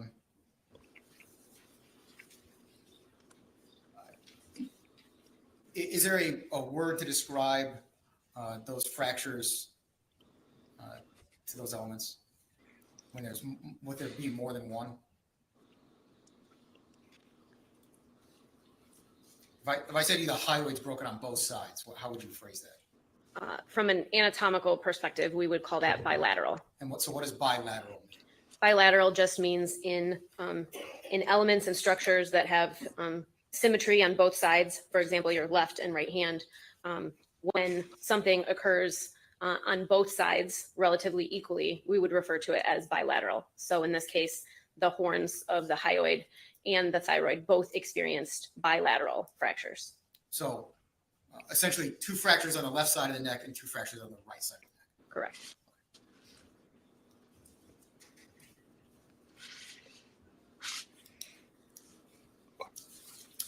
Did you also examine the face? Yes.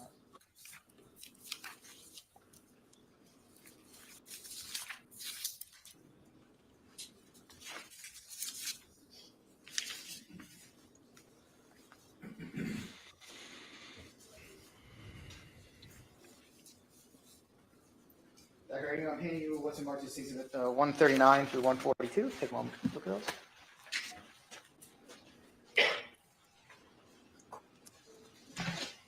Do you recognize those photographs? Yes. And generally speaking, can you tell the jury what they are?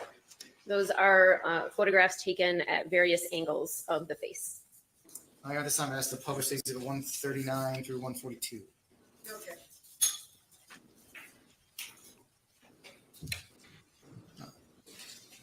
Dr. Agnew, I'm not showing you exhibit 139. Can you tell the jury what it is that we're looking at here? Yes, this is a photograph close up to the front of the face in this direction. So the eyes are here, and what we see here is called the nasal aperture, or where the nose is in the center of the face, looking straight on from an anterior view or frontal view. I'm not showing you exhibit 140. Can you tell us what it is that we're looking at here? This is a close-up photo of Speaking of noses, nasal bones, essentially looking down on top of the nose from this direction. So a superior view looking down. And I want to show you exhibit 141. Can you tell us what it is that we're looking at here?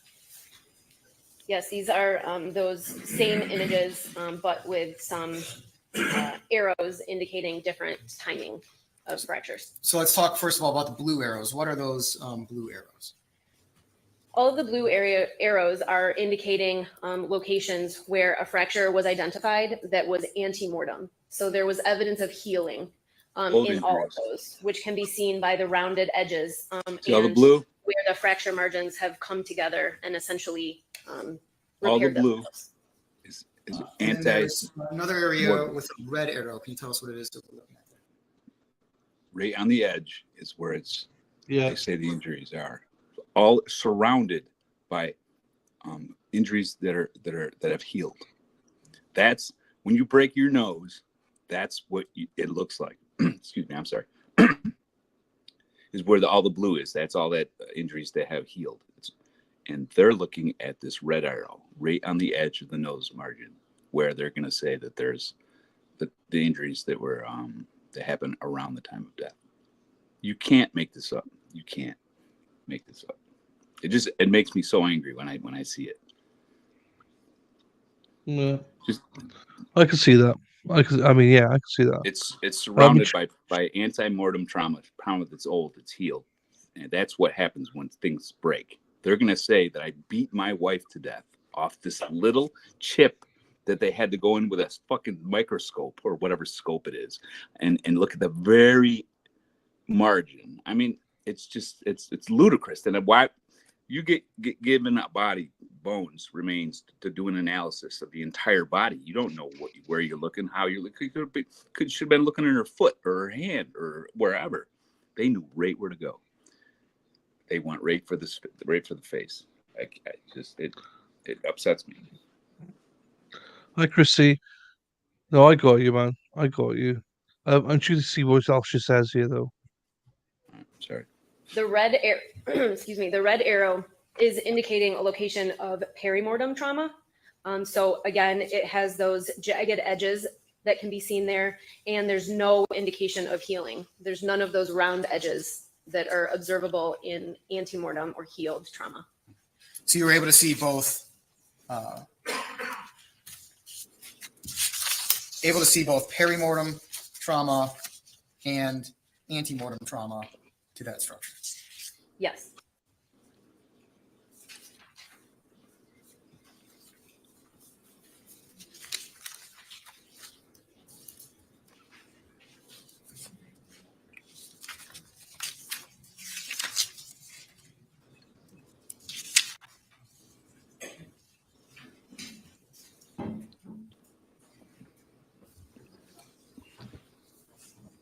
I'll hand you what's marked as 142 through 144.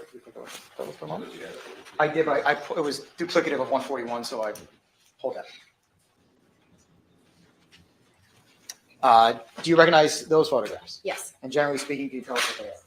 Those are additional photographs to the face region, simply from different views. I'm going to show you first.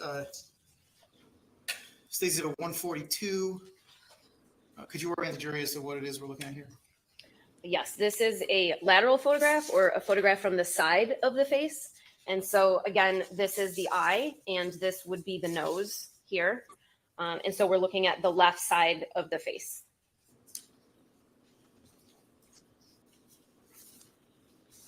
I'm showing you States Exhibit 143. Can you tell the jury what it is that we're looking at here? This is an extremely close-up view, again, of the side of the face, focusing on the area around the nose.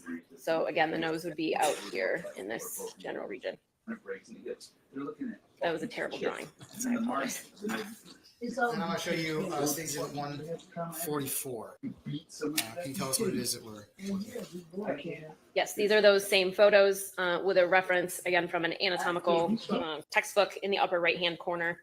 And the red and blue arrows are again pointing to evidence of antemortem or healed trauma versus perimortem trauma. And so again, blue arrows being antemortem, red arrows being perimortem. Correct. This arrow in this location in the picture that I'm circling, is that a reference to that same injury that was previously shown on Exhibit 141? Yes, that's that same region. And then the other arrow that's indicating the photo on the left is this other area of injury that you've noted on this exhibit. Yes. So two different locations of perimortem trauma to the general area that I would call the nose. Correct. And again, can you tell us what the difference is? Let's talk about the picture on the left. The difference between the area where you've drawn the blue arrows versus the area where you draw the red arrows. Yeah, the area where the blue arrows are pointing, again, shows those rounded edges in this area here where the healing process has started, as opposed to the area down here with the red arrow where there's no healing and sharp edges along that border.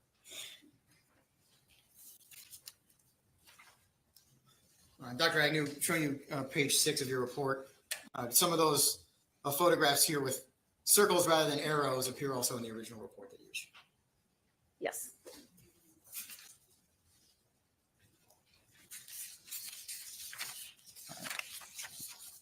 During your review of the skeleton, did you also note any antemortem trauma?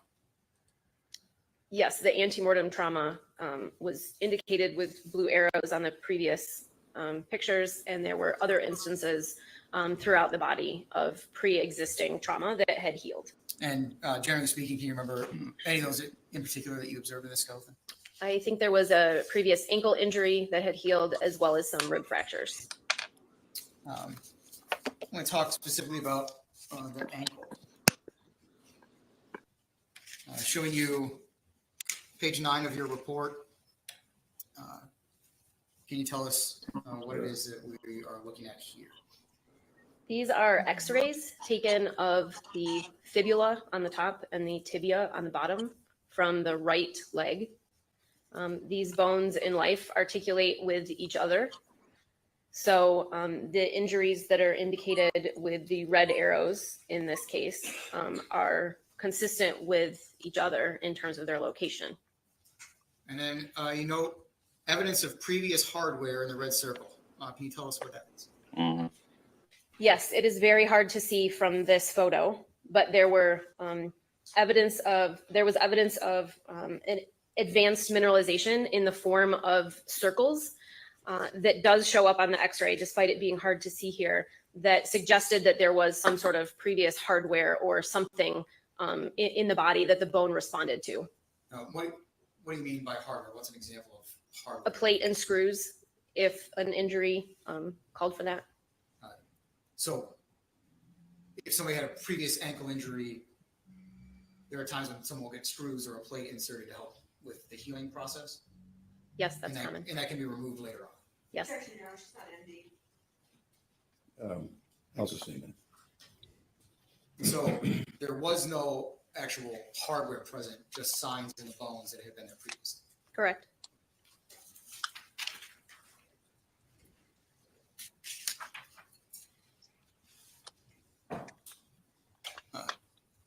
Dr. Agnew, I'm showing you page 10 of your report under conclusions, and can you tell the jury what the conclusions were that you reached in this case? Yes, the conclusions were that the bioprofile indicated a middle adult female of European ancestry that sustained perimortem trauma to the neck and face, as well as had evidence of antemortem trauma and some minor systemic reactions in the bone throughout the skeleton. And so specifically with regard to the perimortem trauma, you said that it was consistent with a traumatic event involving the neck and face at or around the time of death. Correct. I have no further questions this time. And Ash.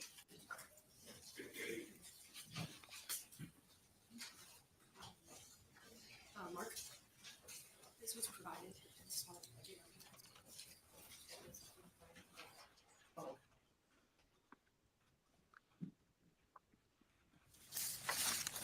One moment, Your Honor, if I can just get set up. I will probably go up to noon. Would you like me to stop then, and then I can continue after lunch? Right.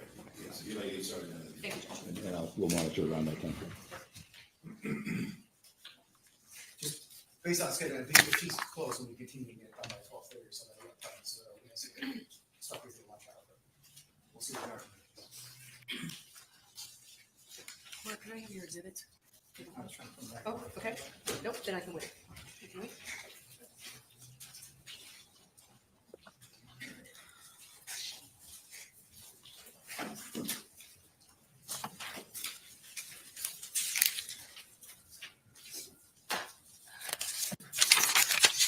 One moment.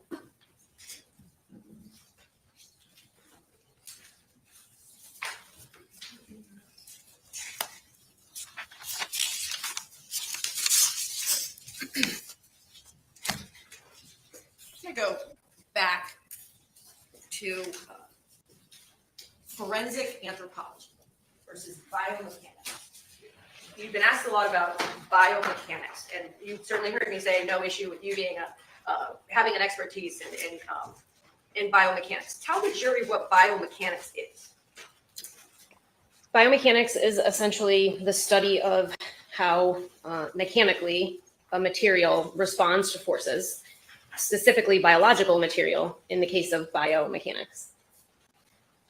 So I know we talked about your teaching, and we went over the fact that you actually, the one forensics class that you teach is in forensic science. I want to be clear, though, with the jury, so I understand your testimony. There is antemortem trauma, right? There is perimortem, and then there is postmortem, right? Yes. So there's the three different, and they're kind of like the evolution, right? Ante is before. We have perimortem, and as you testified to, perimortem could, when we say at or around the time of death, you would agree with me that that could be days from the time of death? Correct. That could be weeks from the time of death? That's possible. And even months are possible. Also possible. So at or around the time of death, days, weeks, or months, that could be included in that umbrella of things. Yes. And then separately, we have post-mortem, which is when the bone is dry. Yes. Right? Doesn't have collagen in the bone. It's no longer wet. It's just dry, right? Sort of that last phase. It's dry, but it likely still has collagen in it. Okay. But it's dry. We can just agree on that. Yes. I listened twice. And of course, I know that jurors are listening well, but I heard it first time, and then at 11:06, I wrote it down in your testimony. Let me get to it. That you indicated that perimortem was indicated, and specifically with Exhibit 135.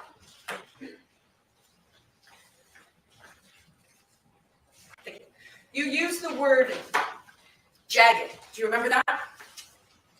I'm Yes. showing you what's been marked as State's Exhibit 135. If you could dim the lights a bit, thank you. I would appreciate it. Do you remember using the word jagged? Yes. And then you used it earlier in your testimony, did you not, to discuss perimortem trauma and observations about jagged edges? Do you remember that? You used the word twice.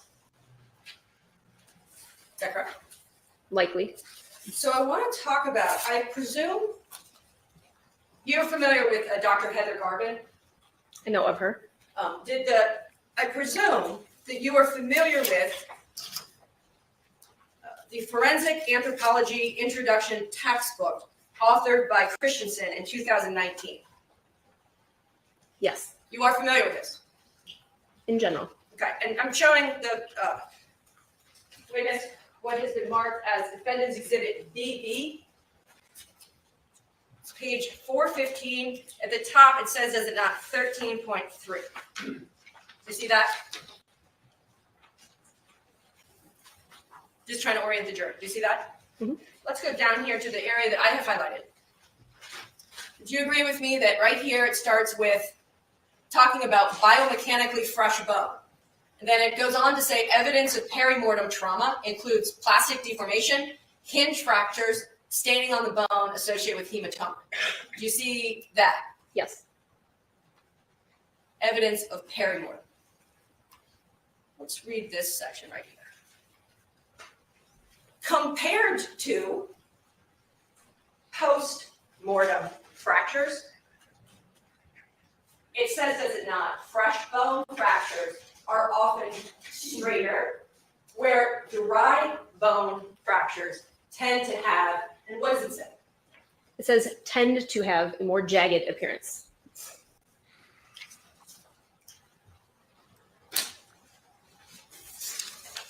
Dry bone, post-mortem, not perimortem, right? When we're talking about the definitions of each. Correct. Is there a question? There is. Dry bones, post-mortem. Correct. I'm going to go back through your report. It is marked as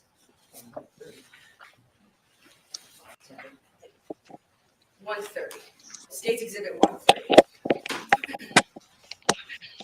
Let me zoom out. Fair to say this is a copy of your report that was submitted on January 11th of 2021. Yes. And I know you testified to, and I wrote down that you were the primary on the report. I just want to go to the last page if we could. first signature on the report is Angela Hardin, is it not? Yes, And second signature is yours. I wouldn't call them first and second, but they're both present. And I'm just wondering, because there's two signatures, and we know from your resume, I think it's page 17, where you list Angela Hardin as being one of your students. Is that right? That's correct. So were you functioning in a peer review capacity in this case? Yes, You were. So Angela Hardin is actually doing the work, and you're functioning as a peer in a peer review capacity. not only in a peer review. You would agree with me that peer review is, actually you talked about it with respect to your journal publications, where you write something and then you submit it for peer review and people kind of weigh in and give their thoughts and then send it back to you. Mm-hmm. So it's your testimony though that your function in this case was in a capacity. This was brilliant, by the way. Peer review. Yeah. Not in the same sense of reviewing a journal article. Go ahead. In this sense, it was a collaboration of I was both of waiting us for Dill to contributing. pause, but he's Of not yet. course, since she was my student. So sorry, go on. No, you go ahead, Dr. Hans, and then I'll jump in. No, I was just gonna make a throwaway comment and say I see why Matt every single stream says without Diane he would have been crucified, because there's so much groundwork that she's laying out here. But that's all I wanted to say. Yeah. So those who aren't in the academic space, in the paper writing, research, that kind of thing, PhD work kind of deals, like this is brilliant because he is agitating her in a way that nobody's going to see except for the academic. Like, oh, your name's on their second and blah, blah, blah. Like that's a big deal in the academic world to have your name first on the paper. Like people fight like crazy for that kind of stuff. Right. And coming from that world, what she's doing is just, she's agitating her in a way that jury's not going to particularly notice, and nobody else is, but she's getting under her skin and setting her off edge. Yeah. And it's brilliant. It's absolutely brilliant. Yeah, so the academians do not like to be questioned. Yeah. They don't like and she does it so, I don't know. It's a masterclass on how to try to get to an academic because, it's just brilliant. So the level of lawyering between the prosecution and my lawyer is just, this is a great example. If you're a lawyer, you just have to watch this trial. If you're an upcoming lawyer, if you're in law school or something, watch this trial, man. I'm telling you. And Chris agrees with you, Mighty. And it worked clearly. So if you don't think Mighty is very intelligent, which many of us don't, then Chris is very intelligent. And she says, what Mighty just told us is true. And I'm joking, Mighty, you're very intelligent, by the way. Second is the first loser. Yeah, that's interesting. I hadn't thought about that, Mighty. So thank you for that. I genuinely hadn't thought about that. So that's very good insight. Appreciate that. There's these little things that she's interjecting that drive academics crazy. And I've come from that science world, so I understand very much what she's doing, and a lot of people wouldn't. So no, I didn't. I didn't even pointed it out. I was like, I didn't even notice that. No, I didn't even notice that. Yeah, what I was thinking was she's definitely setting her up. Yeah. Diane's definitely setting her up. Welcome, wait till she's gone with it. I mean, she knocks it out of the park. Yeah, let's listen to the rest of it. I was intrigued by that. I was really enjoying this as well. It's good. I double checked all of her work. In that sense of peer review, yes, I peer reviewed her contributions to this case. Because, Mark, did you want to do that? I don't believe the addendum report was marked during your direct, but I'm happy to mark it now. It's literally a hobby of mine, right? There was an addendum report to the work that was done by your department at the request of the Montgomery County Coroner's Office, was there not? Yes. I just want to make sure I'm not missing showing you 4 of 4 that your signature does not appear in the addendum. It does not. She received her PhD at that point. And you preempted my question, because on this report, January of 2021, the reason why there's a peer review issue is because She's not a PhD. Correct? I would not agree that there's a peer review issue. She's not a PhD when your initial report is issued. Is that correct? That's correct.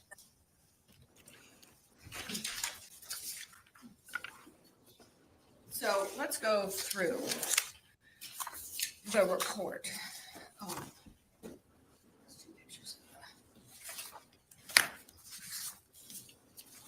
You would agree with me that you understood at the time of doing your work in this case that being accurate was very important.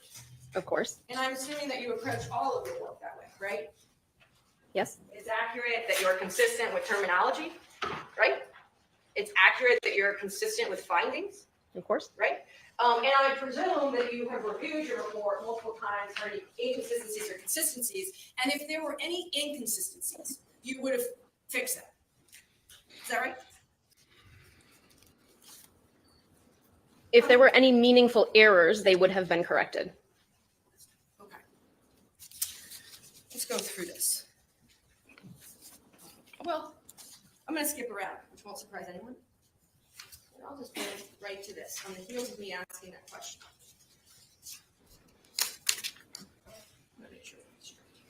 Trauma section, showing you what's been marked page 4 of 10 of your report.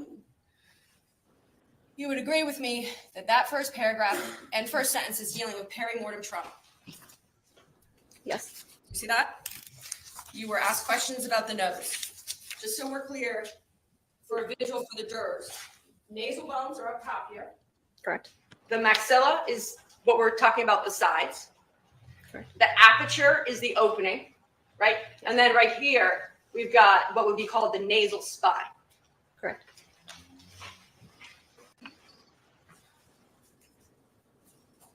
Perimortem trauma. I just want to make sure I'm reading your report right. You don't list in that first paragraph any perimortem trauma to the right maxilla. See that? It's kind of hard to see with all of the red lines on there. Sure. It does not appear so, no. Will it clear? It's on your screen too. I can clear it? Sure. You can see your report on your screen? I can, yes. Yep. So why don't I zoom in so I help you see it here. So I just want to know if in this first sentence, you see right maxilla, perimortem trauma. No. And we To use like a poker term, she's on tilt. Like she has her exactly where she wants her, and it's beautiful to see. I love the poker reference on tilt as well. Yeah, she's massively on tilt. Yeah. Trying not to show it though. Right. Let me be more clear here. Down here, at the bottom screen, the left and the right nasal bones and left and right maxilla demonstrate both perimortem. You see that? Yes. So, and going back to the inconsistencies, I mean, this whole forensic analysis that you've been asked to do is to look at trauma, right? Is there antemortem, perimortem, or postmortem? And here we're already learning that in one area, you say there is no perimortem to the right maxilla, and then on the same page, 4 paragraphs later, you say there is. No, it says there's both perimortem and antemortem trauma present to those regions. Oh, okay. Perimortem trauma was observed on the following skeletal elements. Tell me where you see right maxilla in that first paragraph. It does not say right maxilla in that paragraph.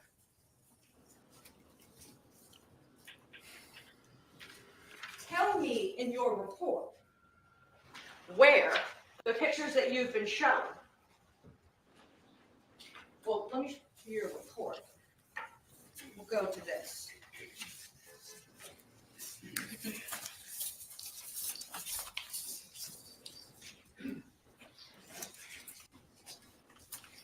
One moment. Here we go. This is page 6 of 10.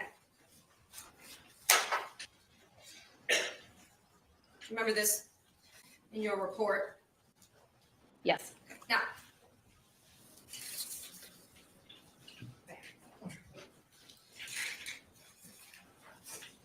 going back to your report and the accuracy of it.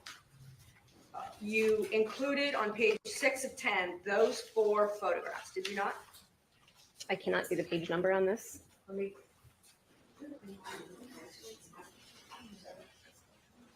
May I approach, Your Honor?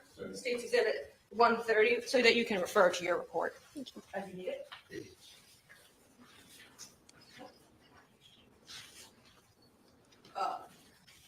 6 of 10. Do you see those photographs there? Yes.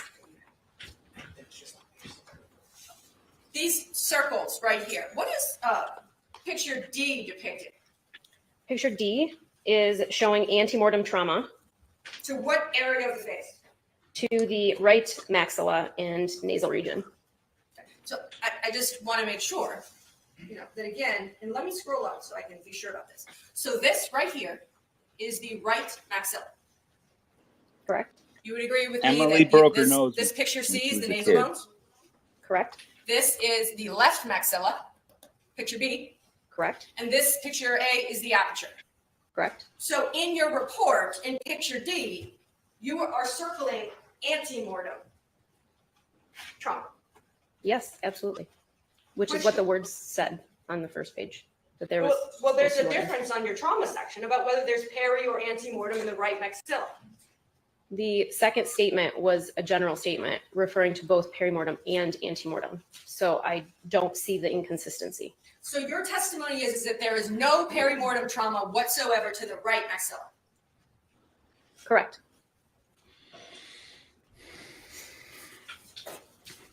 I'm gonna, as we toggle back and forth, your report, start from the beginning. You were shown. Where are those pictures of bracelet? One second. You were shown State's Exhibit 127, and this appears a zipper right here. So this tag is on the outside of the body bag. Does that seem to? I don't recall. I've shown you what's been marked as 128. If I could zoom in here. Do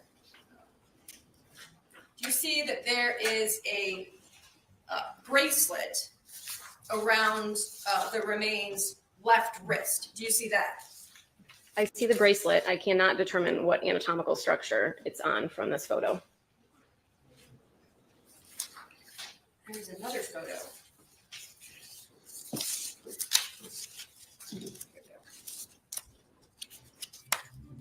I challenge anyone to stay organized up here. If you recall, and I will work to find it, but here we go. I'll mark this.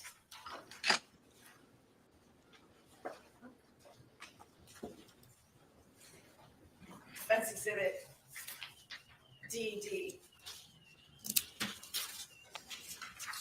Appear to be, a different view of what we were just seeing in State's Exhibit 128. Would you agree with me on that? Yes? I want to zoom into what the bracelet. It says tentative, and you see how it says noble there? Yes? And then WF52. Do you see that? Have Yeah. we clear it? Yes? So as the remains arrive, it's consistent with the tag on the outside, Emily Noble, tentative, white female 52. And then there's also a bracelet on, you can't identify, but would you agree that this is the skull? Yes. And there's a bracelet right here that is has indication that it's a tentative identification as Emily Noble. Do you see that? Correct. So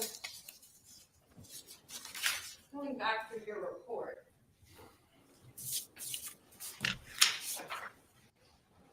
If I can, sorry, I'm going to copy. Okay.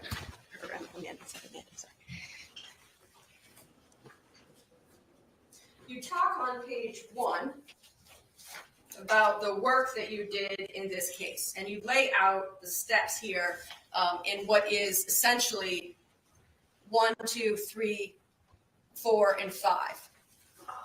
Do you agree with me on that? Yes? And I want to make sure, though, that before any efforts were made to remove the soft tissue, that there was no trauma assessment done before that work was performed. Not in the way that I've described the trauma assessment to this point, because much of the bone was covered in tissue. However, we did assess what we could see and what was skeletonized before any processing occurred.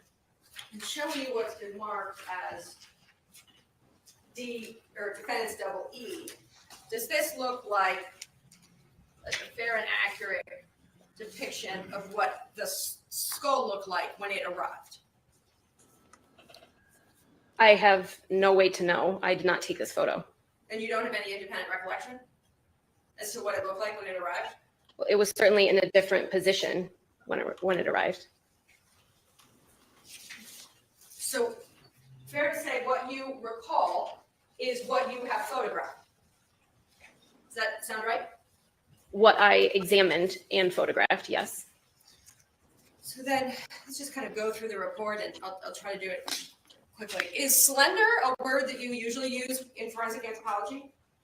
It's a common generalized term to describe a skeleton as opposed to robust, yes. Going back to 3, part of the process that you do, is it not true, is that when you rehydrate the mummified tissue, the next step is that you manually remove the soft tissue from the skeletal remains, correct? That's correct. And that's indicated in 3 right there. Is that right? Yes. Just want to make sure here where you talked about the 24-hour period, it says submerged elements for 24 hours in a 1-to-1 ratio of water peroxide. You would agree with me that in your summary, in your detailed report, it doesn't say for a maximum of 24 hours. It does not say for a maximum of 24 hours. That is implied. I'm going to go down here to where you talk about the foot bones.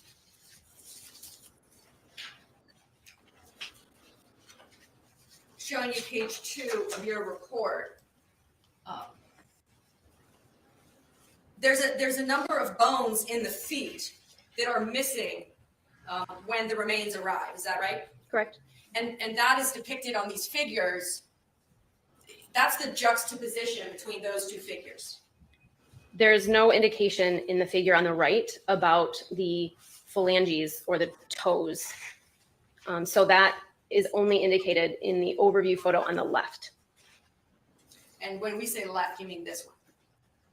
You tell the jury, which photo is left to you? Sorry. This one. Mm-hmm. And so in terms of the toes that are missing, tell the jurors where that's shown. Only in this photo. And in the other one? In the other one, if you push it up just a little bit, it says phalanges are not depicted. Oh, sorry, down to the figure caption. Correct. Dentition and phalanges not depicted. This right here, right? Yes, phalanges are referring to the digits of the hands and the feet in this case. But then you have this red mark up here. Yes, those are not phalanges. And what's the red mark indicating? The red marks indicate missing elements. There's missing toes, right? Correct.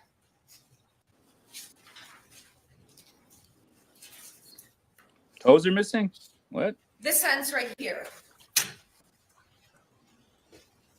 The maxillary right and left second molars were removed for DNA analysis. You see that freestanding sentence there? I see it. But we know, and that's what you included in your report, correct? Yes, I included that in the report as written. It was verbally told to me. But I want to make sure though, you were at the recovery scene on March, were you not? I was not at the recovery scene for these remains. That's what I thought you remembered when we visited.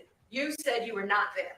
So any witness that previously testified that in March of 2021 that you were at the recovery scene, that was not correct. I was at the scene in March, which is associated with the addendum report. Okay, so then let's talk about that. This sentence right here, the maxillary right and left second molars were removed from DNA analysis. That report is issued January of 2021, right? Correct. But we know that's not true because when there's the recovery work at the scene in March of 2021. 2022. 22? I'm sorry. I would have to look at the date on the On the addendum report. That is the recovery for the addendum that I was at the scene for. Addendum report is issued in May of 2021. My apologies. It's March 2021. Oh, sorry. Okay. So that was an unintentional. That's my marked up copy. So now we have oriented. I just want to make sure, because this says right here, and I'm just trying to go for accuracy. You know, do you not, that actually the maxillary right second molar was recovered from the scene when you were there in March of 2021? Which was after this report. No. Right. So you said in your report that you thought those molars were out for DNA testing, but actually you found one of the molars in the soil. I was told that the molars were removed for DNA testing. So their absence is noted in the initial report as I received the remains. When I went to the scene, one of those molars, I think, was then recovered. I think. And I only pointed out, have you ever heard garbage in, garbage out? Busted. You ever heard of that expression? Yes. So the information Garbage in your in, forensic garbage anthropological report is based on what someone else told you. She's a hack. Is that right? That's correct. And you later learned to be not true because it's in the soil. Correct. Can you take a break now? Sure. You want to- Sure. Ladies and gentlemen, we're going to take our own break. You have to record that initial. You would? You guys got that I right. respect I our mean, that experts' wasn't time. too hard to get. That's the molar that was taken out for DNA analysis that she put in her report that said that the molar was out for DNA analysis. That she was told. She doesn't tell you who told her, but someone told her that that's where it was, and then it's found at the scene when they go back to look for more evidence. Yeah, just more dodgy stuff, really. Right. Before we go into and ask people, yeah, no, not all hacks are bad. Just her. Erin hack is good. Aaron. Just to put that out. I'll just clear that up. How accurate is report then? It just puts more doubt in people's minds. So anyway, what do you guys think of it so far? That testimony. Like I said, I think that what Diane did was underrated and brilliant, and takes either an inside knowledge or a hell of a lot of research. And right. I just think she did a great job. So yeah, there's more to come. Obviously, Dr. Hines, have you got anything to add to that? No, unfortunately, I didn't go as far in my studies as far as postgraduate, so this is kind of flying over my head. The only thing I got from that was the fact that she said phalange, and Regina phalange popped into my head, So that's that's about it. That's cool. Well, there's more to go with this. I think it's going to be interesting in the next part as well. I might not be able to stream next Saturday for everyone's disappointment. Ooh. I might have to skip a week. I know. The reason is I have a valid reason. It is my birthday next Saturday, and I think my nieces are doing something for me. So I've been told to keep some time free. So I'm probably not All going to work stream. and no play. I don't believe again. I We'll allow know. it I this know. one time. I mean, unless something changes, obviously, unless something changes, but I don't think it will. I've been told to keep the day free, so or afternoon, because my little niece, she needs to go to bed about 7 o'clock, so there'll be definitely something happening before then. So apologies for that, everybody. But yeah, thank you to everybody though for being here as always. I mean, I think we can review this after we've heard the whole testimony, but this is interesting. Start off slow, but now it's the same for everything. Once Diane's up there, right, it's Diane. it's amazing. Absolutely. It's Mhm. the prosecutions are so fucking slow. It's what are you doing? Because they don't have anything. They don't have anything to say. No. Well, my attorney has things Yeah. to say. So, all right, guys, I'm out. That's all. Appreciate it. Next week, hopefully, or the Take week care, Cheers, Matt. Matt. All right, man. See you later, Matt. 2 weeks time, probably, Matt. Take care, buddy. Ta-ra, man. You get a pass. Thank you, Josie. I think Diane is amazing. Everyone thinks Diane's amazing. She is amazing. And if someone like UDF, or whatever your name is, that was Matt. Just to reiterate that was Matt, the defendant that just left us. You two, have you got anything to promote for the week ahead? Starting with you, Dr. Hines. You've normally got something Johnny Depp related. No. This one, I'm actually really happy to say this. But if you guys know, I've been doing the docuseries, right? So the last part is literally coming out next week. I'm done now.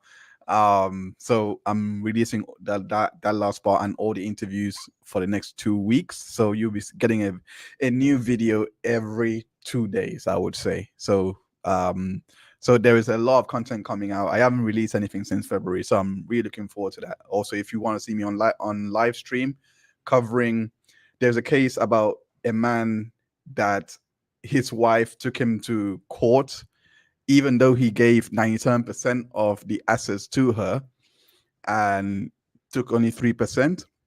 She took him to court and still dragged him through court, tried to separate him from his children. I'm covering that case on Wednesday. So if you guys are interested in that, you can jump in, and it's one of my hindsight streams. So we were talking about that, as well as the case of Sherry Spencer over here in the UK. So I'm really looking forward to that. I'm really looking forward to going through all of this. But yeah, thank you so much for Dylan for giving me the platform to say that. No, as always, you're always happy, and when you share, we normally try and share as well. So yeah, that's good. Mighty Meat, what's happening in Detroit with you? Draft's coming up. Other than that, real life has been kicking my ass, so I haven't streamed much at all. But yeah, the NFL draft's coming up in Detroit. Looking pretty down there by the riverfront on Jefferson, and I'm excited. I can't wait. So, are we streaming on Monday? Yeah, but we can. Yeah, cool. I was going to message you with Discord, but there's no point. Might as well ask you here because I'm free this Monday. I'm not streaming anything Monday, so I'm doing the Karen Reed starting Tuesday with El Jefe, Sean El Jefe. So I'll be doing that from Tuesday onwards. That's going to be like a 6-7 week trial. But yeah, this Monday I'm free, so if might as well do a little bit of a mock draft, Mighty. Might as well. Sure. Let's do it. Yeah. No, I kind of figured that's the way it was going since Reed started on Tuesday and the other trial was over. So I kind of preemptively planned for that and just figured that's how it would go. But yeah, we could chat offline. But I mean, we'll just do usual time on Monday and we'll chat afterwards about the future ones. That's cute hindsight. I need to check out your channel. And here's his channel here. Josie's put his channel there. And you all know Mighty Meat anyway. So you know where he streams as well. Well, thank you guys. Thank you everybody. And thank you to the audience as well. Always loyal, always here every Saturday, giving up their Saturdays. Whether it was from Australia, from Arizona, from Kentucky, from Minnesota, as well, so everywhere. So thank you everybody for being here, as always, as loyal as you always are towards us, and thank you to you as well, Uziev. I don't know how to say your name, but yeah. So thank you for stopping by, everyone, as Josie says, and we'll see you when we see you. Hopefully, see most of you for Tuesday for Karen Reed with El Jefe, and thank you, Chris, all the way from Australia. Take care, yourselves, guys. Let me get the brand shit. All right, outro's on. See you later, guys. Take care. Bye bye.